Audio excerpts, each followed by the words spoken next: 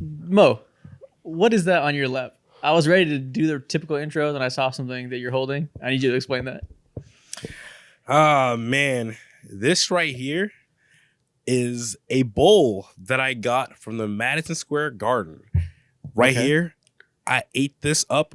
It was like some fries or whatever while I was watching the masterclass. I saw Jalen Johnson, Trae Young, Dyson Daniels go ahead and destroy, demolish, and ingest and digest the New York Knicks hearts, souls, and all their aspirations of that play-in game. This is what this bowl represents right here. And it's being a part of the set. The Last Supper of the New York Knicks. Exactly. It was amazing. I told you guys yesterday on Twitter, if you guys follow us, I'm going to be insufferable today. I went up to your hood. I went up in your trap. And we stole your hearts. The Knicks fans, obnoxious. That was the craziest, most lit, but also craziest, disgusting, most unhinged environment I've ever been in my entire life, bro. And I've been a lot of places. Madison Square Garden, see these guys say fuck Trae Young anytime, any opportunity that they had with just like pure hate. I ain't gonna lie, but it made me happy because I'm just like, wow, like this is real basketball in a sense. Just pure hatred, not for him as a person, but just like whenever he's actually on the court, it's just straight fuck that guy. I'm listening to you talk, and I'm just looking at Donovan's face. Just like, this is hilarious. Just look at his lip. What that fucking look off your lip? I FaceTimed Donovan last night, and I screen recorded it. He don't know. Yo, relax. Relax, G.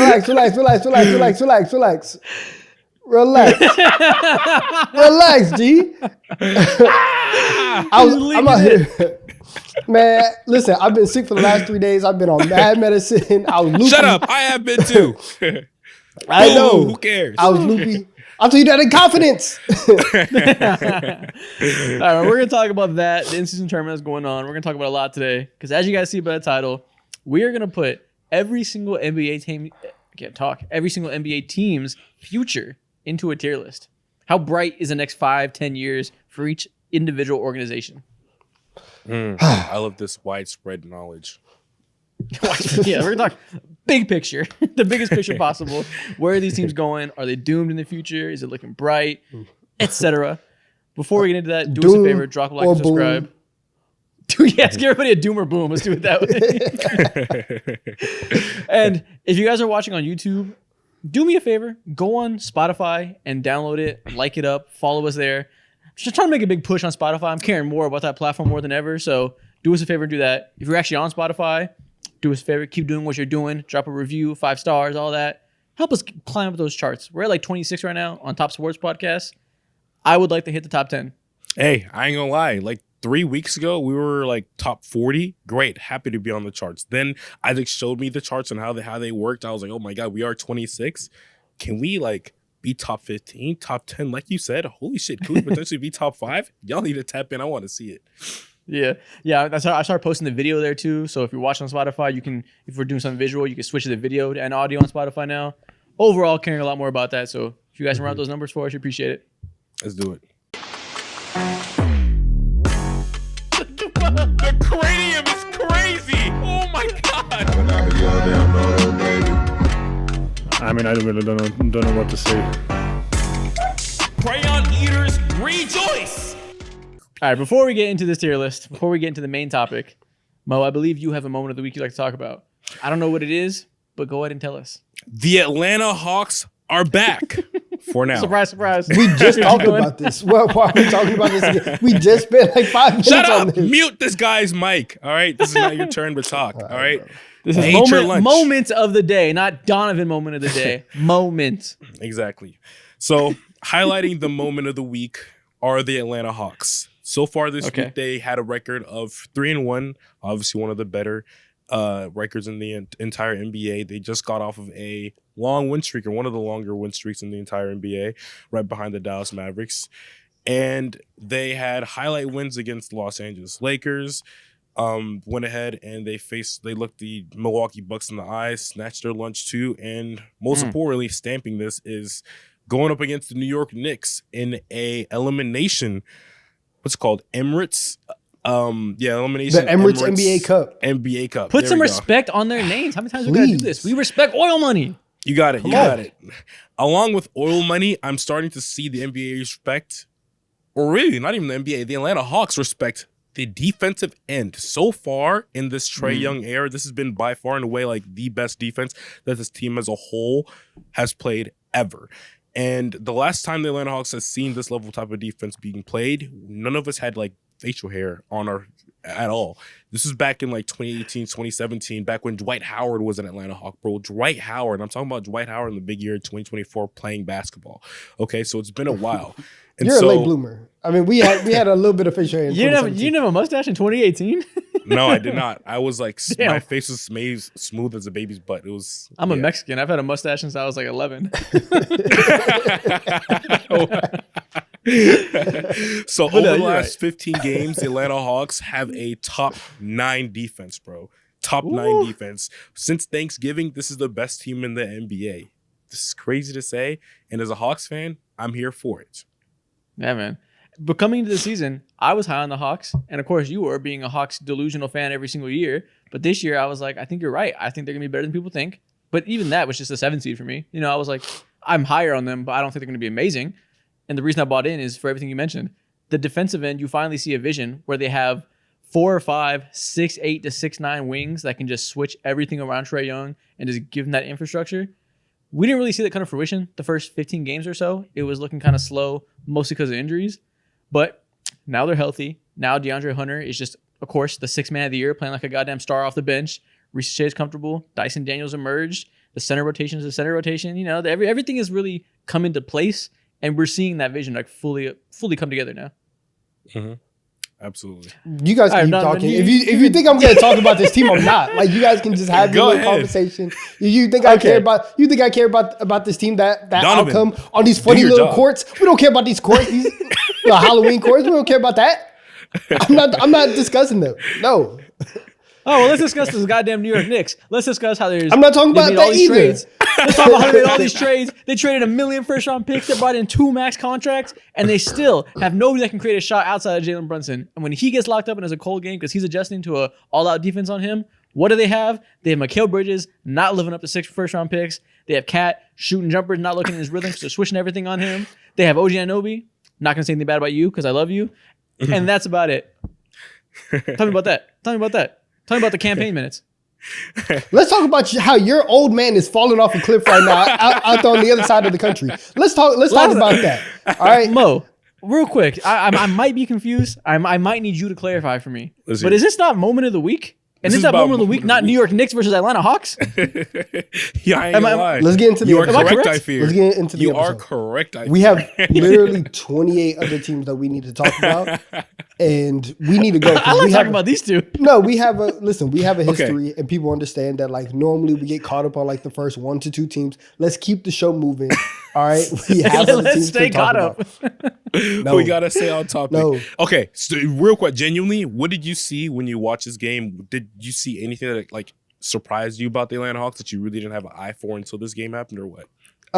No, not really. I think I think what surprised me, or what I saw the most, was obviously just like the third quarter turnaround, because the Knicks were in control in the first half. Like, they had it, and you look at the highlights right now, they had a halftime lead, and so that third quarter they couldn't really get anything. I think Cat got into not like obscene foul trouble. He got a little bit into foul trouble, and it wasn't like taking him completely out the game. But there's times where Atlanta's perimeter defense really, really showed, because the threes that the Knicks were getting, like, you go 3 for 19, 3 for 16, wherever they were in the third quarter, sometimes you can look at that and just say, okay, there's a lid on the roof. It's not doing anything. Atlanta was forcing them into a lot of really, really tough threes to close out the shot clock.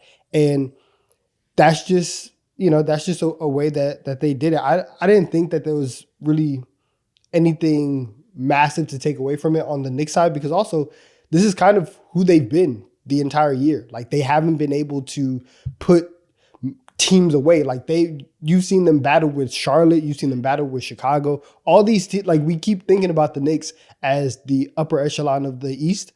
They are not that. The East is very much Cleveland and Boston, and then it's everybody else. And that's kind of where they're at. You know, obviously Atlanta won with defense. That's kind of been their prerogative lately. They've been really killing people with their athletic wings. The part that was a little different this game, I don't think they normally do, is they got offensive rebounds on 40% of their misses. Yeah. They punked the shit out of the Knicks down low. Onyeka Okongwu had like 6 offensive rebounds. Yeah. Shout out Onyeka. We had many talks about him, the highs and the lows.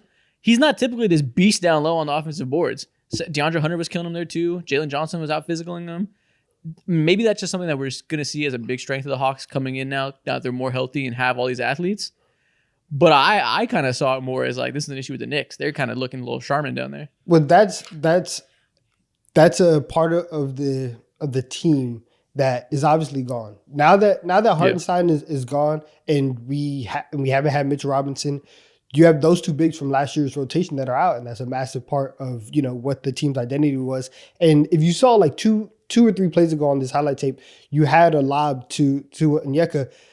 That's something that Atlanta was able to exploit last night because Trae Young is a really good passer, but also something that you've seen throughout the season, which is Cat is just such not a presence vertically to stop these lobs. And anytime Trae Young was able to get downhill, which if we want to talk about the biggest issue with the New York Knicks and the entire team construction, it is the fact that Mikal Bridges is not a great defender anymore. He's a cone. The only way that this works is if OG Anunoby and Mikal Bridges are the 2 best wing defenders in the league. And OG is doing his job. He is hooping every single night on both ends of the floor. Mikal Bridges is not doing that. And so because of that, Trae Young was able to get to wherever he wanted. He was able to get to his spots. And once he gets you in that in-between zone, now he's getting the floater, doing exactly this right there. Pulling Cat up, putting him in conflict. Pulling Cat up, getting him in conflict, and throwing a lob right over him. And so whenever you get to the other, good teams in the East, and maybe even in the playoff series between these 2 teams, Trae Young's and look what has happened though.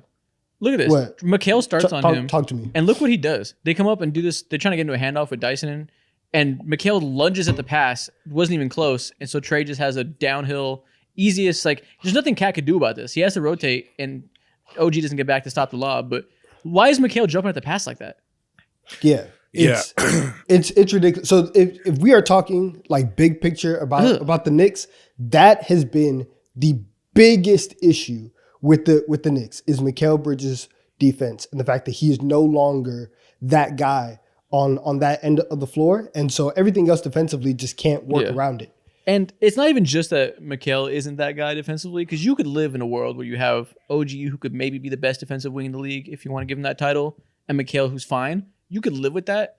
But the problem is, even as good of a defender as Josh Hart is, when you have Cat, who's obviously not a good defender himself, he makes it's not even just that they're bad. It's that Cat really limits the type of defense you can run. You don't really want to switch Cat, so you're not going to do that as a primary thing. And you don't really want him to play super aggressively up high on screens. To make him most comfortable, you want to drop.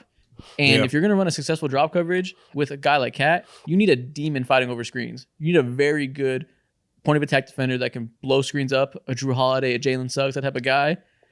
And they don't have that at all. Like, Mikal is not good fighting over screens. That's the main issue why he hasn't been good defensively. Not Josh Hart's specialty either. It just really limits your versatility. You don't have many styles you can go to with Cat as is, and his best style is one that does not suit your talent at all.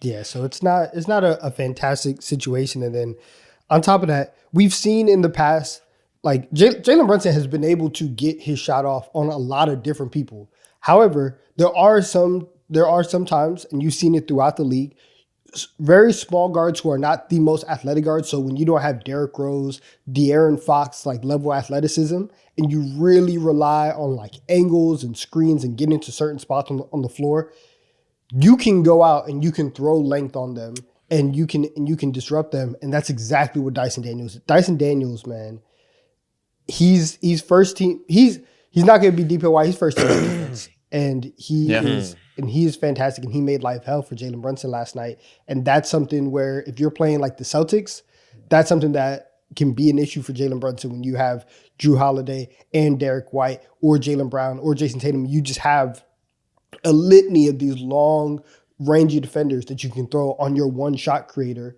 And now you're asking Cat to, and for Cat's credit, he's done a lot of this year. He has been a great offensive player, but you're asking Cat to be, but you're asking Cat to be the best offensive player on your team in a playoff series in high leverage moments. And that's not what you want, out of your championship level team. So it's not a great situation right now. It's not it's not a great situation right now. Once again, I will state, we don't care about these funky courts or this, this whack tournament. I don't care about it. I only care about it if we win, but it is what it is. Nah, I am cheek to cheek right now because all this despair has been highlighted to the broadest level, broadest scale. This is like peak spotlight caused by my team, caused by Trae Young. I will say your team defense. Shout out to Trae. I love to hate him. He is he's the best villain in the NBA, and it's a role that has been missing for a long time. And I low-key do wish that the Hawks were better so that we can see it more consistently. But Trae, and I don't even mean that as like a shot or anything, but like he leans into it. And we haven't talked about this yet. The fact that Trae Young rolled dice on the logo.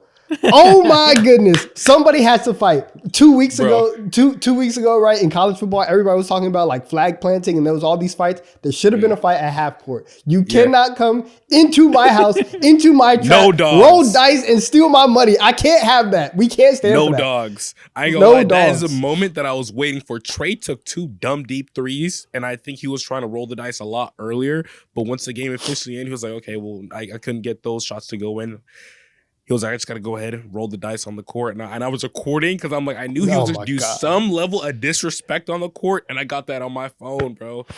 The funny part is he talked about he planned this before the game with his brother. Yeah. So I know for a fact he was taking those late shots and he was like, this is the one. Brick, fuck. This is the one. Brick, fuck. Like he was ready to go out there. Yeah. That shit was rehearsed in his mind. Yeah, and that's okay. That's what you do when you're a villain. You have to have a lineup of how you're going to, attack your opponent. So shout out to him. He got that round again, and we'll see you. Listen, we'll see you in April, right? We'll see you in April. All right, we're gonna see. We're gonna see. All right, man. That's moment of the week. We're not gonna talk about the rest of the in-season tournament games. We'll talk about that on the next stream whenever we're gonna be previewing the finals at that point. So we'll talk about the whole bracket leading up to it and what we've seen. Now let's get to the main part of the episode. We're gonna put every single NBA team's future into a tier list. Let's just start with those two teams. Honestly. Yeah, we could. But if it's not clear, when we say put their future, we mean like how bright their future is in the way that when a team has a lot of young players, you can project they're going to be really good 5 years from now and kind of extend that. That's a bright future. And a team that, trade all the draft picks, has old stars, whatever it may be. The opposite end. That's looking like a D or F tier. Mm-hmm. But I don't know. You want to start and knock out? Actually, no, let's start with, they're in this order right now. I want to start with the first team on here before we get to the ones we just talked about. Okay. Let's do the Philadelphia 76ers first. Where are we putting them? S through F. How bright is their future? See, this is all about perspective right here. Basketball-wise, you could look at me and say like a D because their best player and the best player of the franchise right now, Joel Embiid, is out and you signed Paul George to an enormous contract. But if you're a thinker like me, in terms of marketing and... A thinker like me? Yeah. In terms of like... thinker, guys. You got a big ass fucking brain. You might think. He's got a big head. Off the court, you got Jared McCain. Swollen Skull. He is a Hall of Fame marketer right now, bro. Swollen Skull is fucking crazy.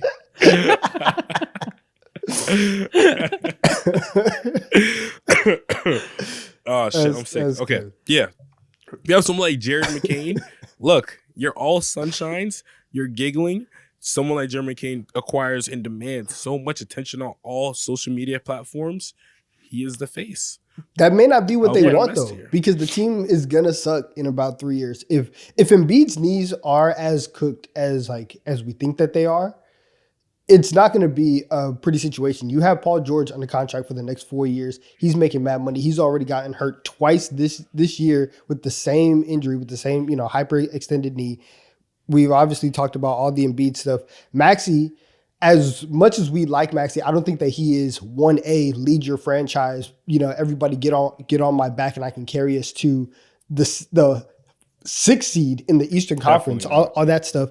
So right now, like if you are the Sixers, the future of your franchise rests in Joel Embiid's knees, which if we were like barbecuing, they would have been in the smoker for like 10 hours already. on like an overnight, 16-hour type of thing. They're already like 65% done. I'm opening the thing up, I'm spritzing it, I'm doing all that. That's what Get that's your what orange juice. Yeah, the apple, apple cider, apple juice, all that stuff. That's what his knees are at. And so now it's like, do we believe in these two small guards to really carry our future? Not too sure, but Well, here's the thing. I don't think there's a world where those guys are relied upon to lead the team. But let's say Joel Embiid let's say he gets healthy and he has 2 more great years, just being generous. And then, then it gets downhill fast. You start to see the role deteriorate, and it goes how it always goes with aging stars of his size, right?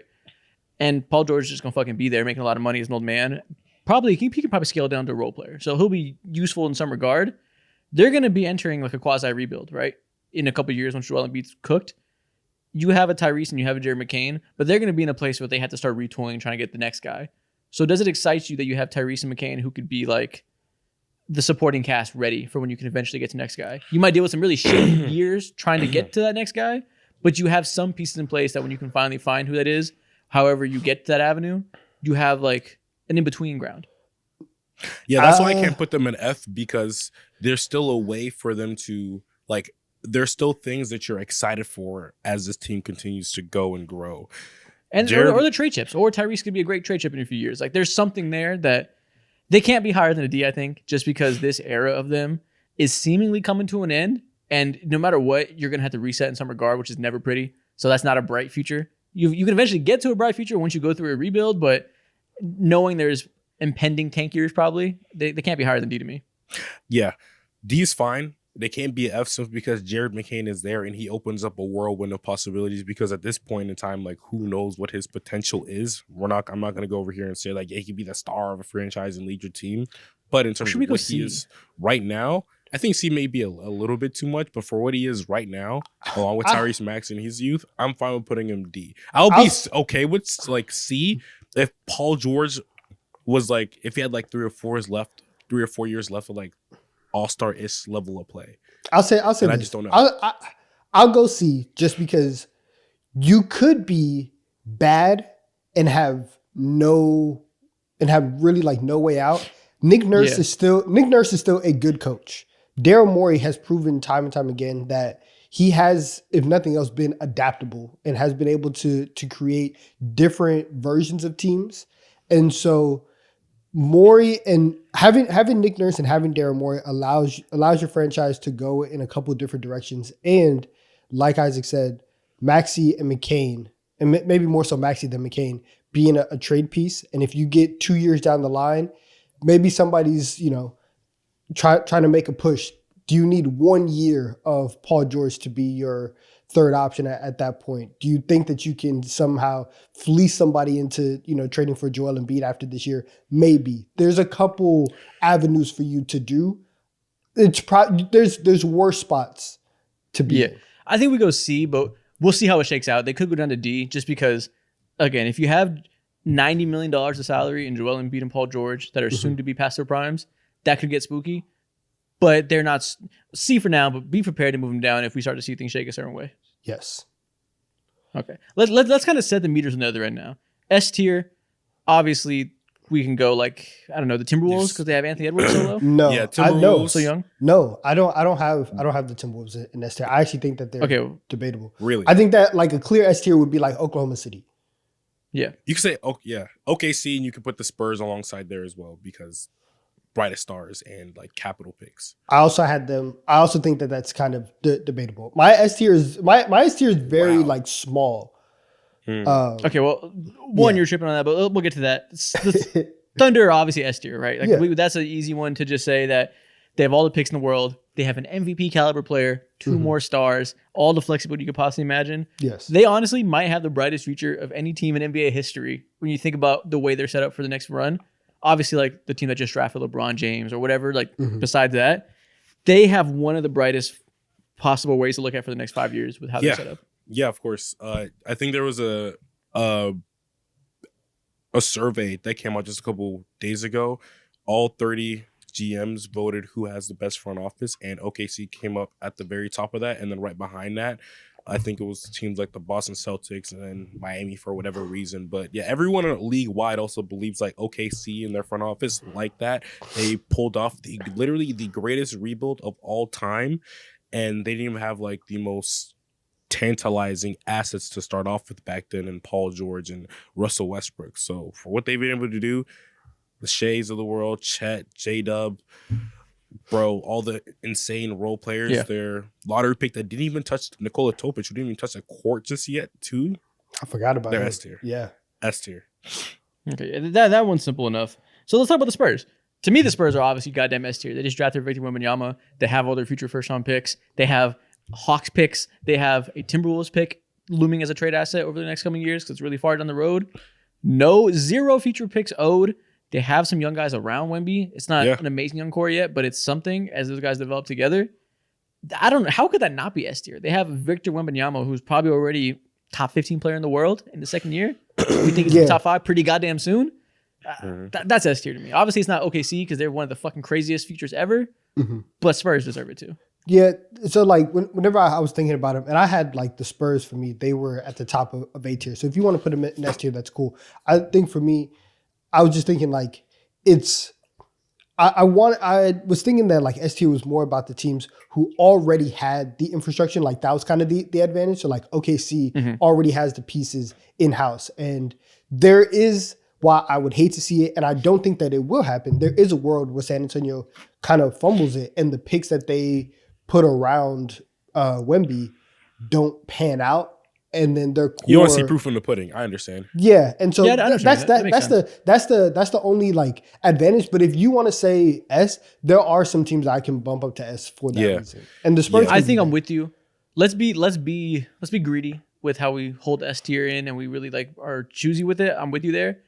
I think the Spurs probably have a case because Wemby is so generational. That's fair. And they have those extra picks that aren't theirs coming in, so they have like 2 star trades available to them in the coming years. Like they have lots of moves to make, so there's a very small chance they completely fumble, I think. But I'm with you with like the other team we said with another young star that maybe that don't deserve S for that reason. Okay, cool. Yeah, I can agree with that. Yeah, we'll put the Spurs in S for that. Yeah, the Spurs are just one of the few teams in the NBA that just have like limitless possibilities due to the limitless potential of Wemby, and they have like a few things going on that's just like, yeah, he's a legit NBA player who could actually do impactful things in this league, whether it be Devin Vassell or Stephon Castle and other guys. Okay. Where do you want to go with the Pistons? Obviously, really deep young core. Cade looks good this year. The numbers are getting better. I think he looks good, but doesn't look to me like true superstar. You know, the turnovers are still a problem. The scoring numbers are up. The efficiency is still at the rim and stuff. So, like, I feel like he's become like a low-level all-star guy. He'll probably make it this year. But I still don't think he's like the number 1 pick that we hoped he could be when he was drafted in terms of like future top 10 player. But, you know, they have guys around that. They're starting to come together. They have a competent coach. You could really go a lot of ways with them. How y'all feel? It's like you could either put them in the same territory as a team like the Philadelphia 76ers because like... No.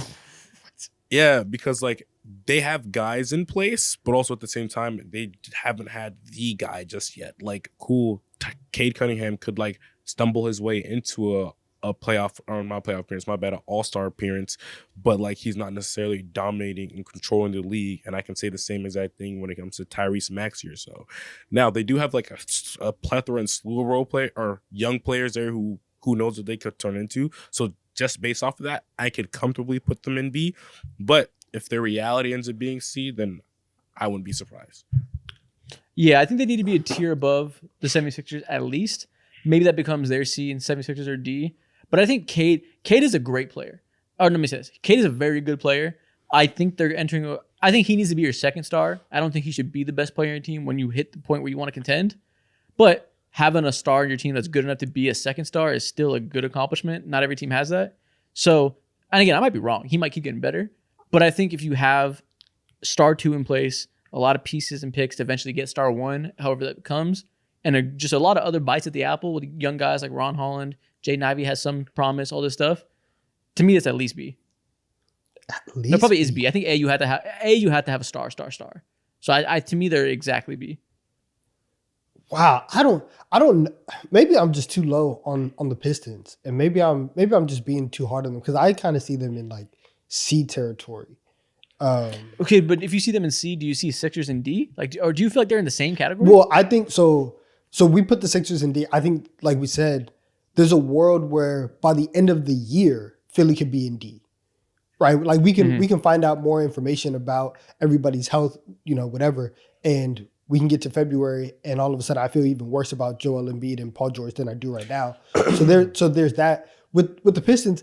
I think that like if right now they're on pace for like 30 wins, and like a shout out to them. This is kind of where a lot of us kind of thought that they were going to be like a year, 2 years ago, whenever they first got Armani. So they kind of feel behind schedule. But also, if you know that Cade is not going to be your number one guy, then I feel like there's a little bit of a ceiling when you are talking about moving forward. I don't think they know that though. I think I said that as like my opinion on him as somebody who loves Cade Cunningham, but is starting to see some limitations that I think he should be a second star. He doesn't have to be like they could keep building around him as their best player. He's not a lost cause. Like he's gonna be an all-star. He's looking better.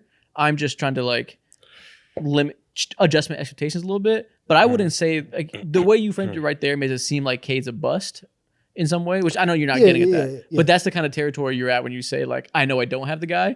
He still could be the guy. If you're good enough to be a second star, you could very well keep getting better. So I in my feel like mind it's more too, good than bad. the bigger issue is like, okay, you have someone who's just a guy who can be a guy in general, first star, second star, whatever it is.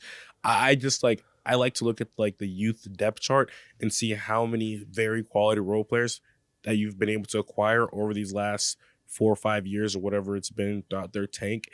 And to me, it feels like one of the most unproductive tanks in quite some time. Like, it really is. This bad consistently. They're very You behind only have schedule. one person who's like, yeah, he's going to be a part of our roster for a long time, and that's Cade Cunningham. Jaden Ivey, obviously, he's improved, but he's still not like called one of the best young players that the league has to offer at all. So that's why I'm like, now I'm like, in terms of like quality of players and their genuine like spot in the league, I'm starting to feel like, damn, should they be C? Because the Sixers got two guys who's like, they're here. But don't forget, Asar and Ron Holland are also still very raw bites of the apple that could be really good. That's too early to tell. Like the Sixers don't have those type of gems towards the bottom of their roster that could be something. And maybe Jalen Duren gets better. Eventually, if the defense comes around, he could be tantalizing. Right now, he can't defend anything in a pick and roll, but I think there's a world where he gets good. So, like, there's just, again, unknowns don't always shape out into anything. It could very well end up panning out, but there's enough of those bites of the apple that I feel like they deserve a little more credit. Okay, so I think Mo's right. Well, okay, so both of you are right. If you are looking at the Pistons from a very optimistic point of view, yes, they can be B. However, like Mo said, over the last 5 years, the talent that they've accumulated is not that good. And they also don't have a great history of developing great players. So if you look at it from just what their track record is, I'm just looking at the pieces that you have and look at what you normally do with talent, and it doesn't look that bright. Like, I think that the Pistons need a clear cut. You win. Sounds like you guys want to go see Pistons fans. I tried Pistons fans, but listen, they fucking hate you. Point your anger at them. They hate you in your existence, and they want you to cry. I want them to be good. They're just behind schedule right now. Yeah, I just don't feel great about them. Exactly. Maybe if I saw more out of Ron Holland so far, then I'd be like, okay, like, yeah, he genuinely looks like a guy. If he was in the rookie of the year conversation, then I'd be like, yeah, put him in B. But they just don't have like legitimate players who have like no way of being unproductive. There's a way in where I can see someone like Ron Holland not necessarily panning out, and all the other young guys too. Yeah, it's not crazy. I'm not. This is no one I'm gonna die on. So yeah, like I get it. It's all theoretical with them, and you want to for B and A. I guess you really want to see more hard line like these guys have panned out. Yeah. So I understand. Okay, the Cleveland Cavaliers, first seed in the Eastern Conference. Garland and Evan Mobley looking like low-level all-stars this year, under 25 years old. Donovan Mitchell, 28-year-old star in his prime. Jared Allen, very good player. Decent enough depth behind that.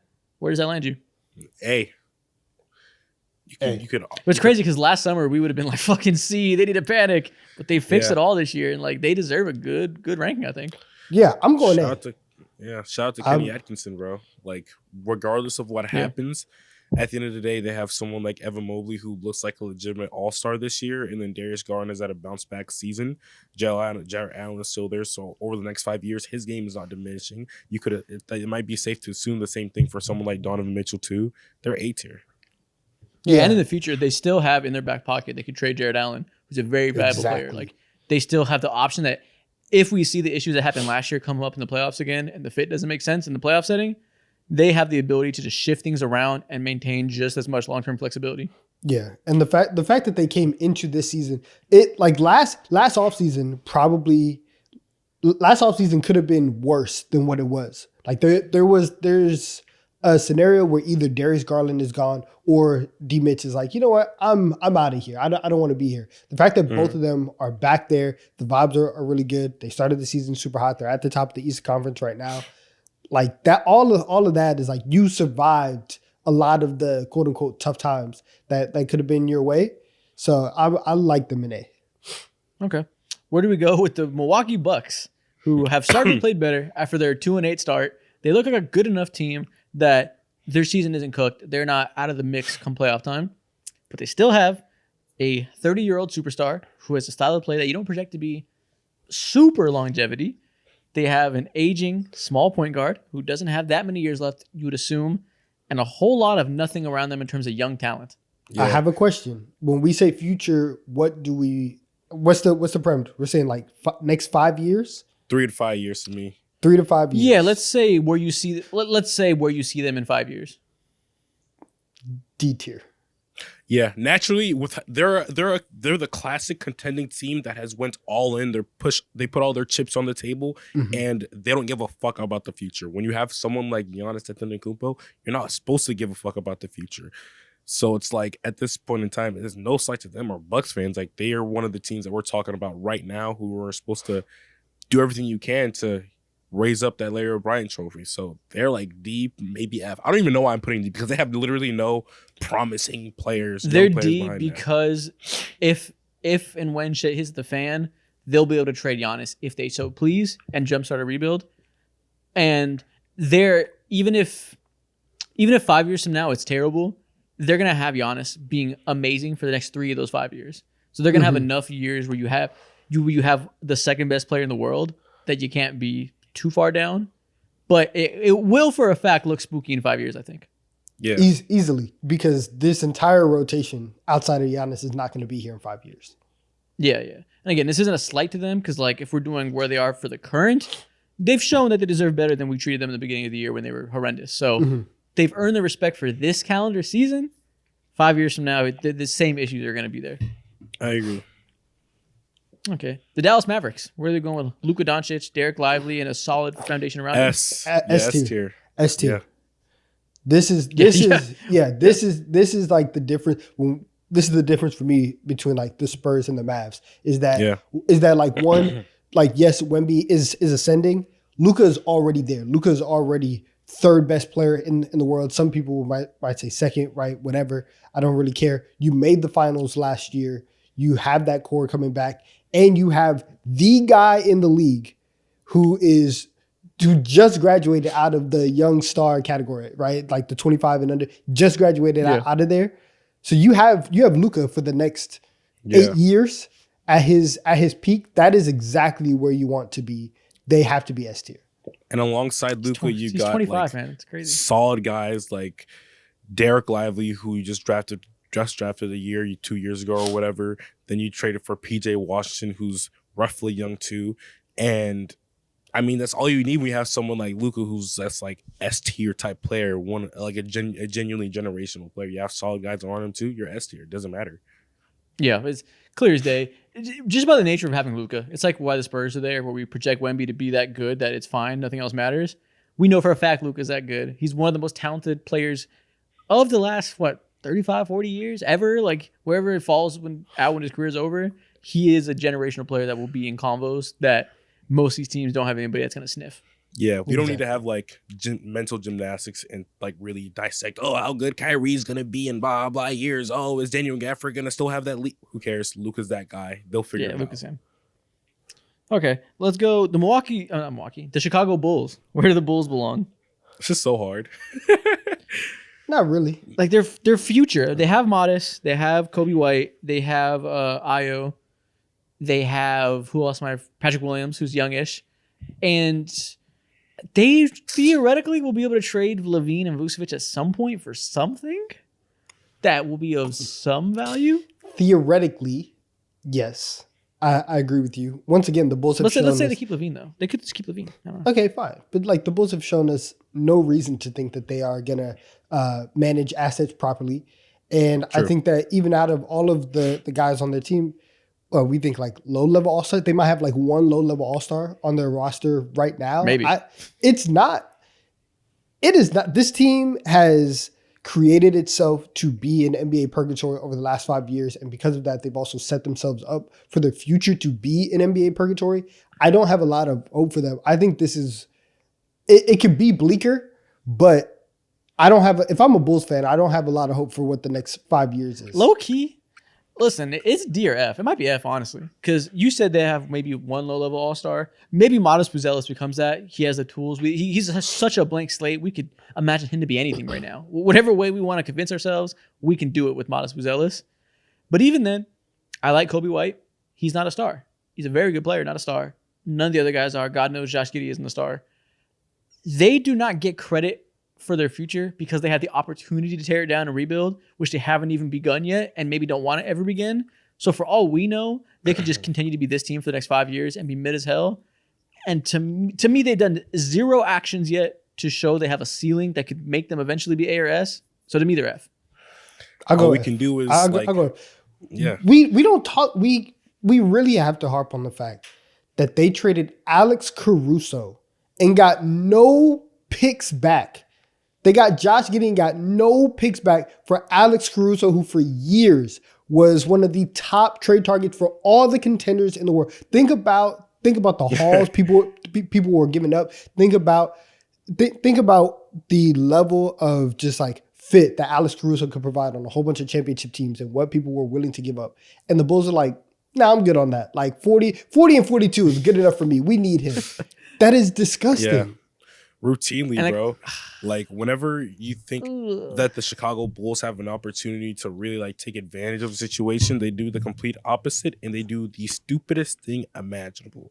So, and I can really go off of like when it comes to predicting futures, the best way to do so is like seeing how you handle situations in the past with this current regime. You still have those same minds in this current regime. So I just don't trust you guys, and you have no guys just yet. So I'm fine with F or D. Fuck them. They deserve F tier. They've done nothing of merit as of late. All right, let's talk about a team that's the opposite. Let's talk about a team that is smart, intelligent, inspiring. The Memphis Grizzlies. Where do you want to put them? I'm putting them in A. Yeah. I think A's cool. Yeah, I think that the Grizzlies have shown that they are going to be a consistent championship contender. The only problem with the Grizzlies for me is that as much as I love Ja, he's proven that he's going to miss time every single year. And building your franchise around a guy who's always injury prone is scary, one. And also he's not on the Luka level. He is a guy and he has the potential to be a top 10, top 8 player in the league. He's not a Luka. I don't think he has, he doesn't have the same ceiling as Wemby. Not so automatic right S tier. there. Yeah.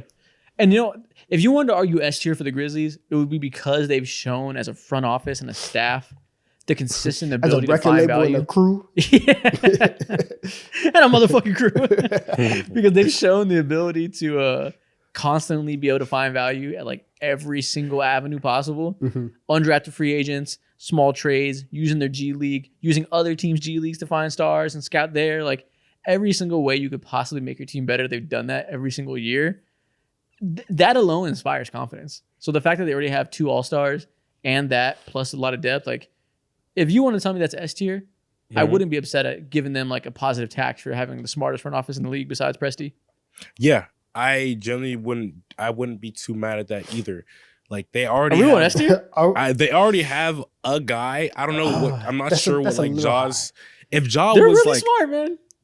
I don't know. Yeah, they're really smart, and they have the guy, an all-star level guy in Jaren Jackson Jr., and then a bunch of just consistently quality If players. I told you that in might the be next an 5 let's do years- it. Let's do it. Let's do it. If I told you in the next 5 years the Grizzlies win a championship, would you be surprised even a little bit? We wouldn't be. Maybe, but that's just old school NBA brain of like, oh, this small team isn't going to do it. But like they are good. So yes, I'll give it to you. Grizzlies, you get S tier. Look at that. Yeah, they have what when it comes to like putting them in the S tier and seeing how they compare. Okay, obviously they don't have a Luka Doncic or a Victor Wembanyama of the world. They have a And they full don't have roster. hella picks, just like OKC. But they have Ja Morant, who's the closest out of every player in this list so far that we've imagined to those guys. He's the second best. He's the next tier like star quality player. Alongside of that, too, Jaren Jackson Jr. bulletproof all-star every other year, if not every year for the next like 8 years of his career. Cool. And then you have just a plethora of Say consistent 4, 5. I don't know about plethora that. of consistent role players who are just coming out of the random out the mud like industry or whatever that they've pulling them out. So 2, 3 maybe. they're there. They're there. You're right. They definitely they have a pipeline into the mud factory that they just immediately get the guy every single time. So I know what you're saying. Yes. Yeah. Okay. The Indiana Pacers. Where do we go with them now that we see Tyrese Halliburton is not a top 5 point guard? He's a good player, but the inconsistencies, the reality is set in a little bit. Exactly. And they have Siakam, who is pushing 30. He actually might be 30 now. They have Miles Turner, who plays like he's pushing 30. Halliburton, Benedict Matherin's a good young player. And after that, not a ton that's going to be there for a long time. Like Nembhard, just good players. Jarris Walker could be something, but not a lot of concrete building blocks. Is that like a C or B? I think they might be B because it's like Tyrese is still good. If you squint, you can see B. They probably should be in C though. Because think about it this way. They're not that good right now. What do they have in the roster that suggests to you they'll be way better in 5 years? No, they suck.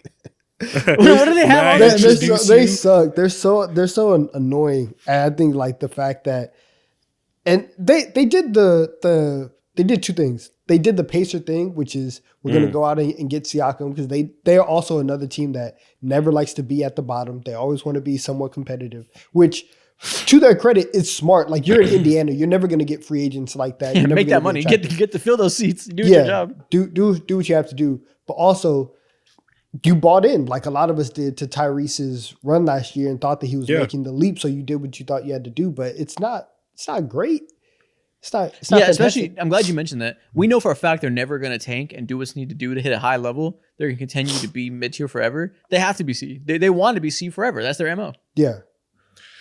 Yeah. If they get to A, they'll be happy. But I think they're happier just not being trash rather than like, oh yeah, we got to go all in, spend all this money, do all this stuff, get into A.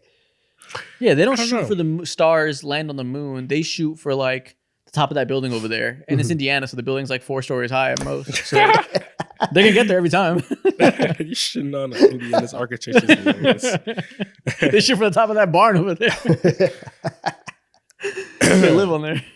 It's so hard if they didn't make this Pascal Siakam trade and like relieve just like a couple picks or whatever and whatever assets that they had to unload in order to get Siakam, I could argue B because there's like more flexibility there, and then you also have an all-star in Tyrese, whatever you feel about that, and then Benedict Mather who knows what he can turn into. I could argue B because Pascal Siakam is the age that he is, I can't rely on him being an all-star in the next 5 years consistently. C's okay with me. I think Siakam actually. The whole East is injured, so Siakam might fuck around being an all-star this year. But I feel safer assuming he's never going to be an all-star again than I do than he will be in 5 years. Easily. Okay. Easily. Yeah. Okay, next team, Houston Rockets. Fresh off of a Final Four berth in the NBA Cup. By the time you're watching this, it'll be done. Maybe they won. Correct name. My bad. The Emirates NBA Cup, because we are classy. But they have a lot of young players. Sengun's probably going to be an all-star this year. We think Amen could probably be their best player one day. Jalen Green is young. Reed Shepherd is there now as a rookie. A lot of pieces. Smart coach. Good identity. Where does that get them? Classic A tier. Easy A tier. Can't be S because they don't have like The guy. guy necessarily, but they have a lot of just great guys in general. Whether it be Sengun, Jalen Green, you listed off the names already. Tari Eason's there. He's a defensive demon. They have a lot of quality players, bro. So many quality Jabari players. Smith and Tari Eason are going to be good role players for however long they want to keep this core together. Yeah, they have the mix of star talent that could do stuff with the ball in their hands, complementary young players, and then swings for the fences, and people like Whitmore and Reed Shepard who could be anything. That's A tier to me, and the good coach to keep it all together. Mm-hmm. Yeah, and Rockets fans already they were theorizing a lot on online, but the one thing that they aren't like super crazy about is the fact that they have the pieces to go get the guy. If you need to make that consolidation trade and a star gets unhappy, they have the assets to say, okay, here you go, and we don't have to completely gut the team to go get somebody in here and then elevate them to a star level. So I like them as A tier. When Nikola Jokic grows a pair and requests a trade from the dying Denver Nuggets, they're going to trade Sengun and Amen Thompson for Jokic, and we're going to be cooking. Oh, wow. Not a man. He got to stay. I'm kidding. He's never getting traded. He's my non-negotiable. Toronto Raptors. Where do we go with them? Honestly, are they like bottom of A tier? No. I was thinking B, they could be probably. B. They're great. The first If you squint, maybe they could get to RJ Barrett, and his performance has really moved me. And I think that the fact that he has now shown up as the player that he always thought that he could be, that's fantastic. Scotty Barnes is doing great. They are on their way to a top 3 NBA pick this season. Like, it's looking good. The teams in A tier are good now already, and they've shown they can do this for a long time. There's no theoretical shit with them. Fair. But with that being said, one more top 5 pick, and I'm gonna be on top of the Raptors bandwagon. I agree. Fuck with what they are cooking immensely. I have loved watching Scotty Barnes play point guard, but quickly out. Quickly can still come back and be the off guard. Early season when Grady Dick was shooting the shit out of the ball, I like what I saw from him a lot. Let's talk about RJ Barrett. Good at basketball now. God damn. There you go. They have a bunch of other rookies from this class. They have like 4 on the roster right now from this one draft class. Lots of bites at the apple. A good, smart coach that has them defending with immense effort in the regular season. They're not far away from being really good. Again, 1 or 2 more drafts, but they are close. Yeah, we would put them in A tier, but we just need to actually see the W's, a little bit of W's align, but damn near I like this team a lot. I just need to see a little bit more W's, and it's possible. They blow gonna mess so around many and get leads. flagged. They smoke so many leads. They could, Would they get Flag? Scotty and Flag defensively? Flag is going to be a great shot blocker. A very good versatile defender at the 4. You have Scotty Barnes and his insane versatility. That would be disgusting. Yeah, okay. I agree. If with you Raptors guys. fans The want to other be ones have- pissed and mad at us and put that we didn't put them in A tier, I wouldn't be upset at all. As of now, I would. Take what you can fucking get. None of these American podcasts care about you. We give you props. Accept it. You're not getting any better from us. You're asking for too much. Yeah. Okay, the Atlanta Hawks. We're going to go with them. They could be. B? I don't know if they have Trae Young. He's a star. Yeah. He's young. They have a good supporting cast, but they don't have like the guy to help. They don't have a high ceiling, I think. Yeah, I think I don't know. I think C, because I still think that like the Hawks C. The fuck? I don't know if they have a vision. Like, I know like you have Trae Young, yes, and you have a vision for what this specific team is. I don't know, like, for 5 years down the line, can this team evolve into something that can win a championship? How sure I'm not are you? How sure are you that Trae Young is going to be there in 5 years? I'm not sure. If he is there in 5 years, Lisa Shea is a 19-year-old guy who could develop really, really well. He has all the tools. Jalen Johnson is going to be this good for a long time. That's a core 3, and Dyson Daniels, that's a core 4. That's impressive. But Trae Young's a decent amount older than those guys. There's always the smoke in the air. I think a lot of it is reaching, but it's not for nothing. There is a world where we could look up 18 months from now and he could be on the Spurs. That would not shock anybody. I'm 27% sure he'll be here in 5 years. 5 years is a long time. I think it's completely meaningless. Five years is a long time. In talking NBA about time. Trae Young's future right now is just like wasting oxygen at this point, because This is a future tier list. We've shown known like indication of him like, wanting out or whatever, him being unhappy or whatever it is. And even then, if you want to have that conversation, okay, there's DeAndre Hunter, who's around the same age as Trae Young. He's not going to go anywhere by the time he's like 30, 31 or whatever. And if he's going to be this virgin, if you're unsure of it, whatever. But we have, similar to the Houston Rockets, we have a lot of guys. Let's calm down on DeAndre Hunter. Right? No. I'll say this. If you like your pieces so much, this is a team that in 5 years you're going to look up and they're still going to be the Hawks and they're still going to be 42-40 or 41-41, whatever. And so, like, if they are just going to keep banging their head against the wall of mediocrity, then yes, I'm going to put them in C tier. Nah, it's tough. You can't put them in the wall of mediocrity. Why? That's who they've been for 20 years. Why are they different from the Pacers? Why are they different from the Pacers? Because Donovan, you said something that I vehemently disagree with. You said, like, we don't necessarily have a vision. We just found the vision. We failed. We had super blurry vision a couple years ago when we tried to have big, lengthy guys alongside Trae, whether it be Danilo Gallinari, the John Collins of the world, forcing DeAndre Hunter to be the guy. No, we found a bunch of secondary playmakers in Dyson Daniels, Jalen Johnson, and Zachary Richardson who can do stuff with the ball in his hands, and that is the vision. And so having that there in place is the first time we've seen a passable defense around Trae Young. You're right. Who's a sound they have a vision playmaker. for And sure. if you have that in place, along with, okay, we got the Lakers 2025 pick. We don't have our pick we have a pick swap for next year. So we have a pick, but not ours. We don't have control of it, but it's not like those assets are non-existent. So we have a slew of young players. Jalen Johnson, he could stumble his way onto an All-Star game. I'm not going to say this year, maybe a little bit too soon, but shit, it might happen if these guys continue to drop down like flies. Next year, if you want to vote him as an All-Star, that is a very real possibility. So if you have two guys who can consistently somewhat be All-Stars in the next few years alongside Zachary Richardson developing as one of the better wings in the league alongside Dyson Daniels, who's just a menace defensively, it's hard to put him below B. They're nothing you said sounds like they're going to be an elite team. It sounds like they're going to continue to be a good team and they have a future of being who they are, like Donovan said. But I agree with you. They have a vision. That much is clear. They messed it up trying to go for it, but the vision made sense when they got DeJounte. It didn't work out with the talent. Now they got the pieces that have that same vision but actually fit. But what is the avenue to go from good to great with this team? They are too good to tank and get another star. So you mentioned talking about Trae Young's future is meaningless, yada, yada, because you don't think he'll ask for a trade. I don't think he will either. I think they might eventually be like, oh, we should trade him because he's 28. We've been the 7th seed for 3 years in a row. It's real fun. It's real great. But it's probably going nowhere fast, and he's up for another pay extension soon. The timelines aren't exactly adding up. We don't want to keep being the Pacers forever, so maybe we should decide to trade him. That's a very real possibility. Do I want to give Trae Young $300 million?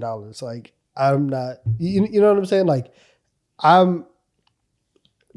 There's so like I'm looking at this tier list. I'm looking at a lot of these teams, and one thing that I'm just gonna kind of keep going back to is like I have to project on a certain level from stuff that you've shown me before. And I know that like it might be unfair to teams who have been stinkers in the past, but the Hawks have shown me for a long time that they are just going to be fair. In this like 45 to 40 win range. And so I don't think that they're going to be at the top of the Eastern Conference in 3 years. The highest you can go is B. They have a higher floor than the Raptors, but probably a lower ceiling. But to me, they're like almost exactly like the Pacers.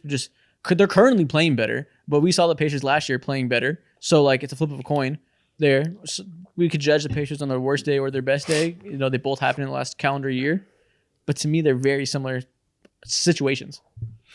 I don't think they're similar in situations because like there's legitimately we have our core 4 or 5 guys who will be a part of this roster for the next few years. And in terms of like the Indiana Pacers, in terms of like guys who have all-star potential.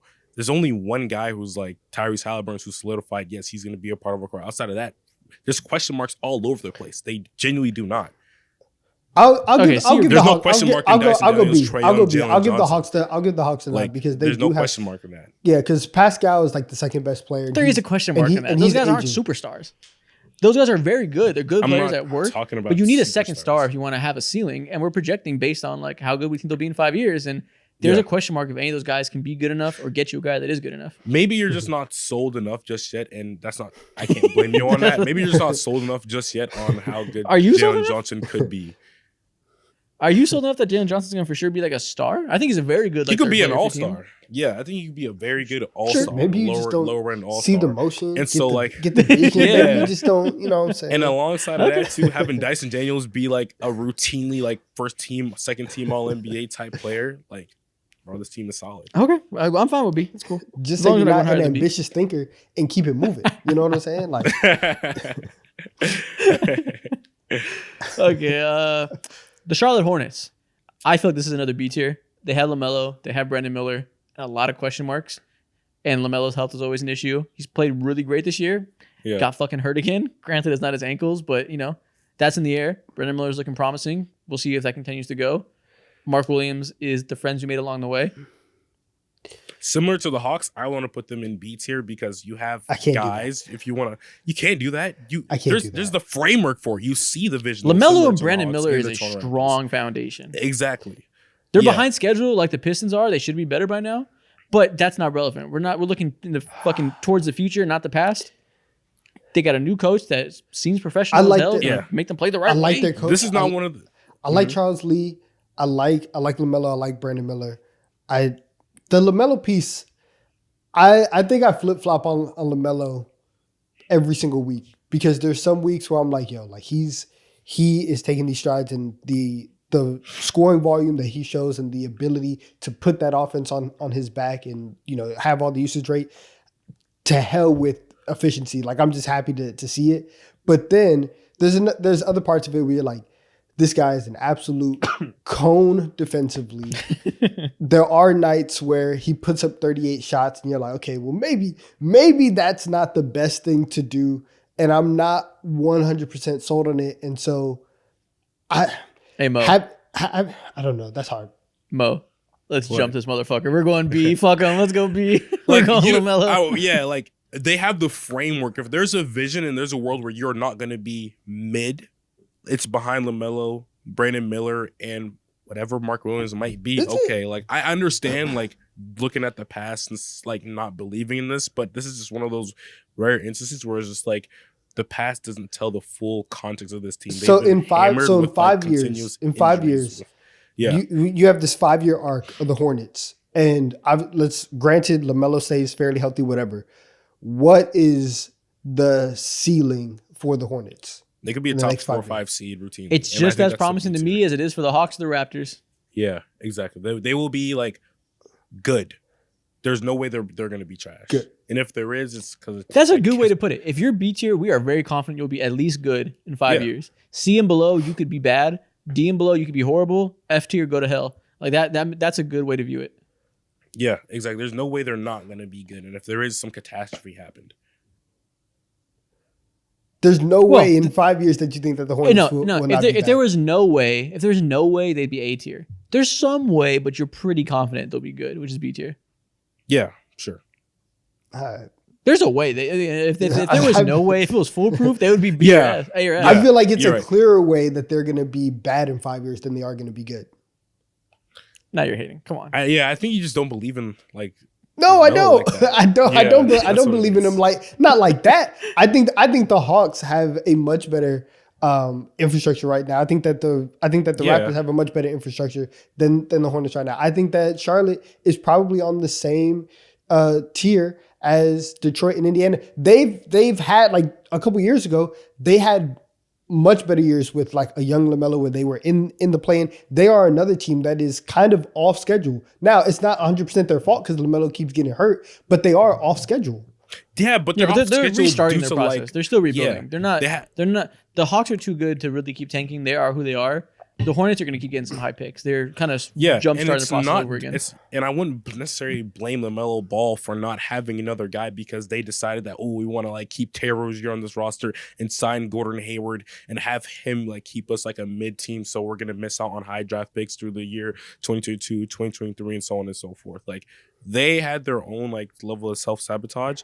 And now that those old guys are off of the roster and they're just focusing on this new group, Trey Mann's there. We didn't even mention him. I don't want to talk about Grant Williams because he just tore his ACL or whatever. But there's a way in which I see this team ahead of Philly, Detroit, and the Pacers simply because like LaMelo's potential is a tier higher than their best players. All right, man, there's a lot of Hornets talk. It's a I love it's the a bit Hornets, high. bro. It's a bit high for me, but it's 2-1. So y'all Yep. got it. But Yeah, get jumped. Stomp you out. The Miami Heat, where do you want to go with them? stumping. Put their ass in. They have Tyler Hero. Tyler Hero might be an Tyler Hero's all-star. looking like an all-star. Yeah. Bam Adebayo is not looking like an all-star, which worries me a lot more than Tyler Hero excites me. Jimmy Butler's on the way out, it seems like. Even if they don't trade him, he's getting old. He could be free agent this summer. He's going to test that market. Jaime Jaquez is going to average 11 points per game for the rest of his career. Nikola Jovic went from starting to being at the bottom of the bench now. That's up in the air. Maybe Kella Ware or something. I don't know. It's kind of a mixed bag.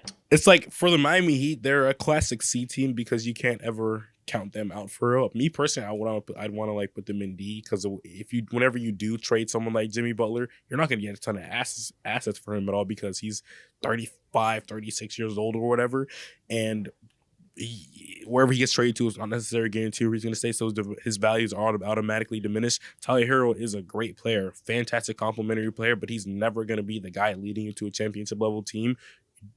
Bam Adebayo is such a question mark. They're C to me. Yeah, I'm perfectly okay with the Heat being C. Yeah, they have one of the best coaches in the league. They have one of the best front offices. They have a good culture. People want to go there. Nightlife is top 3 in the country. You know what I'm saying? They get. You they turned get up in popping. Miami before? Huh? How you know that? You turned up in Miami before? How you know that? I mean, listen, you know me. They could You just know be what I'm saying? thought. I go a couple places. You know? Yeah, honestly, I feel probably a little bit worse than this, but I'll give them the credit they probably deserve for C tier. Yeah. They just, yes, I hate talking about them, but yeah. The Boston Celtics. S tier? S2. S, yeah. None needs to be said. Okay, let's loop in the main character teams. We got the Celtics and S. We're going to the Lakers. Same Yo, it looks territory as looks the bad. Milwaukee Bucks. Could be D. I won't put them in F because they are the Lakers and players will always want to like veer towards over there.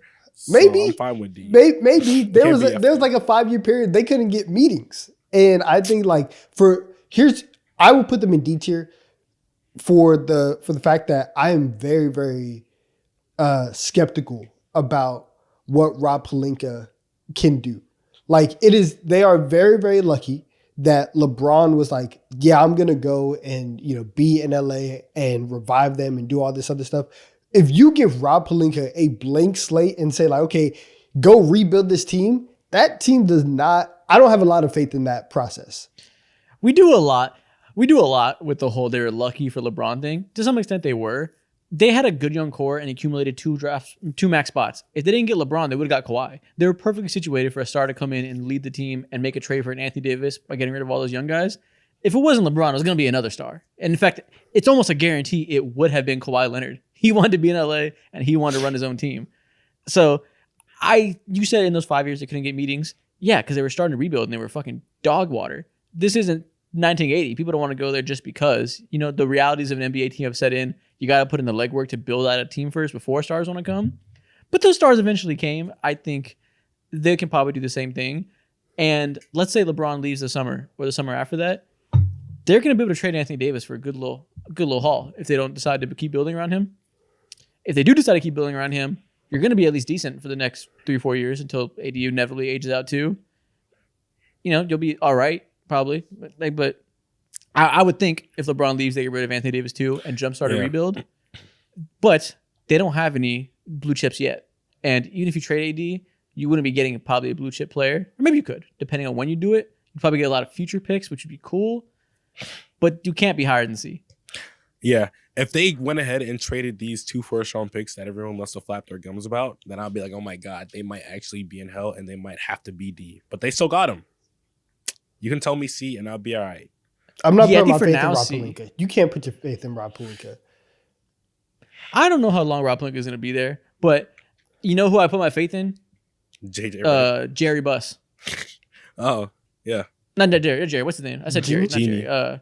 Genie? No, what's the brother's name? Jesse Buss. That's what I meant to say. Jesse Buss is the son of Jerry Buss and the brother of Jesse. Of all these J names, fuck. Jesse is the brother of Jeannie and the son of Jerry. He runs their scouting department, and they have done an excellent job. Over those 5 years, they couldn't get meetings. They were drafting a good-ass young core. They found a lot of quality players. I think they'll do that again. They know they found Austin Reeves. Dalton Knecht got handed to them, but they picked Dalton Knecht, who's good. They found Kyle Kuzma. They found Alex Caruso. They routinely have done well around the margins. Yeah. They had guys like Jay Huff and Scottie Pippen Jr. The fucking coaches didn't want to use them when they were on those two-way contracts, but the scouting department found them.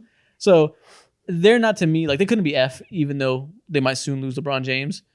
I'm fine going C, but if they do trade those 2029 and 2031 first-round picks, like Mo mentioned, immediate D. Yeah, I agree. It's really like contingent on those picks to me, and as of now, it looks like they might not trade those picks, so I'm fine with putting them in C. Yeah, and you have an inevitable Anthony Davis return if and when they blow it up. All right. Whatever. Like LA tax. if LeBron, LA tax, you got it. Yeah, and that too. And there is there is an LA tax insofar as like they're gonna get somebody eventually. They're gonna be exciting. People are gonna want to play with them. So even if they're shit for the next 3 years, a few years, and you're gonna be back on top just because you got main character syndrome. Yeah. I love that you mentioned like LA's scouting department. Jerry, what's his name again? James Buss? Jesse. Jerry, James, Jesse. Yes. Shout out to you. All these goddamn J's, man. Yeah.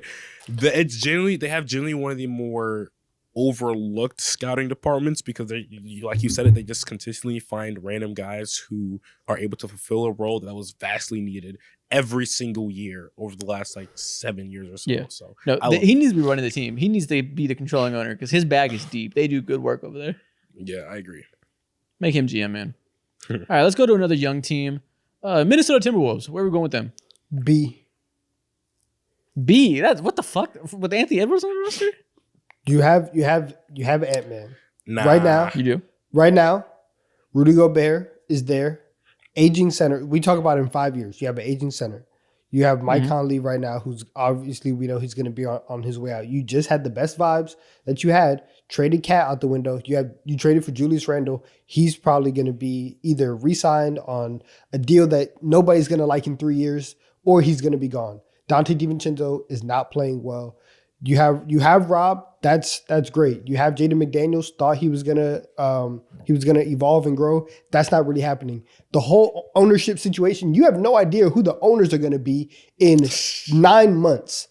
This team is much worse than they were nine months ago. The vibes are terrible. It is not out of the picture that Anthony Edwards is just a very, very good player on a team whose window was immediately opened and immediately shut.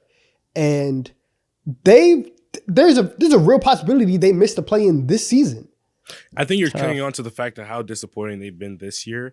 And when it comes look to at the pieces on the team. They will have more flexibility because of that Julius Randle trade. They needed that. They needed to get rid of Karl Anthony Towns. They realized there's no real way to win a championship around him. People overrate their flexibility, man. And they duck the second apron. I can agree that. That doesn't mean there's going to be great assets just because they duck the second apron. Like, there's more flexibility because the second apron sucks, but they don't have huge avenues to get better because they traded Cat.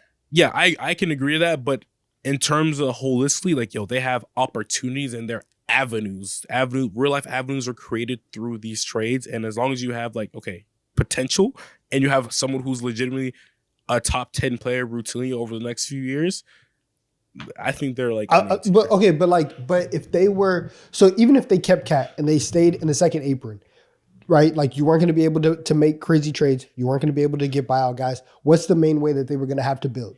You have to build through the draft, right? If they either keep, trade, or let Julius Randle walk, the same thing is true. They are going to have to go and build through the draft, regardless of what you think of the trade. In 3 to 5 years, when Anthony Edwards, next year, when Anthony Edwards takes, potentially another step forward, and you start thinking, okay, we have to start making this run at OKC, at Memphis, at Dallas. We have to keep par with them. And as Rudy Gobert ages, you are going to have to get guys in the draft, develop them quickly, and hope that you can get a second star. And once again, Minnesota has not shown the ability to do that in the past outside of number 1 overall picks. Minnesota, they are still like in this flexible position. You still have to go do it, and they haven't done it. And end of the day, though, they have Anthony Edwards.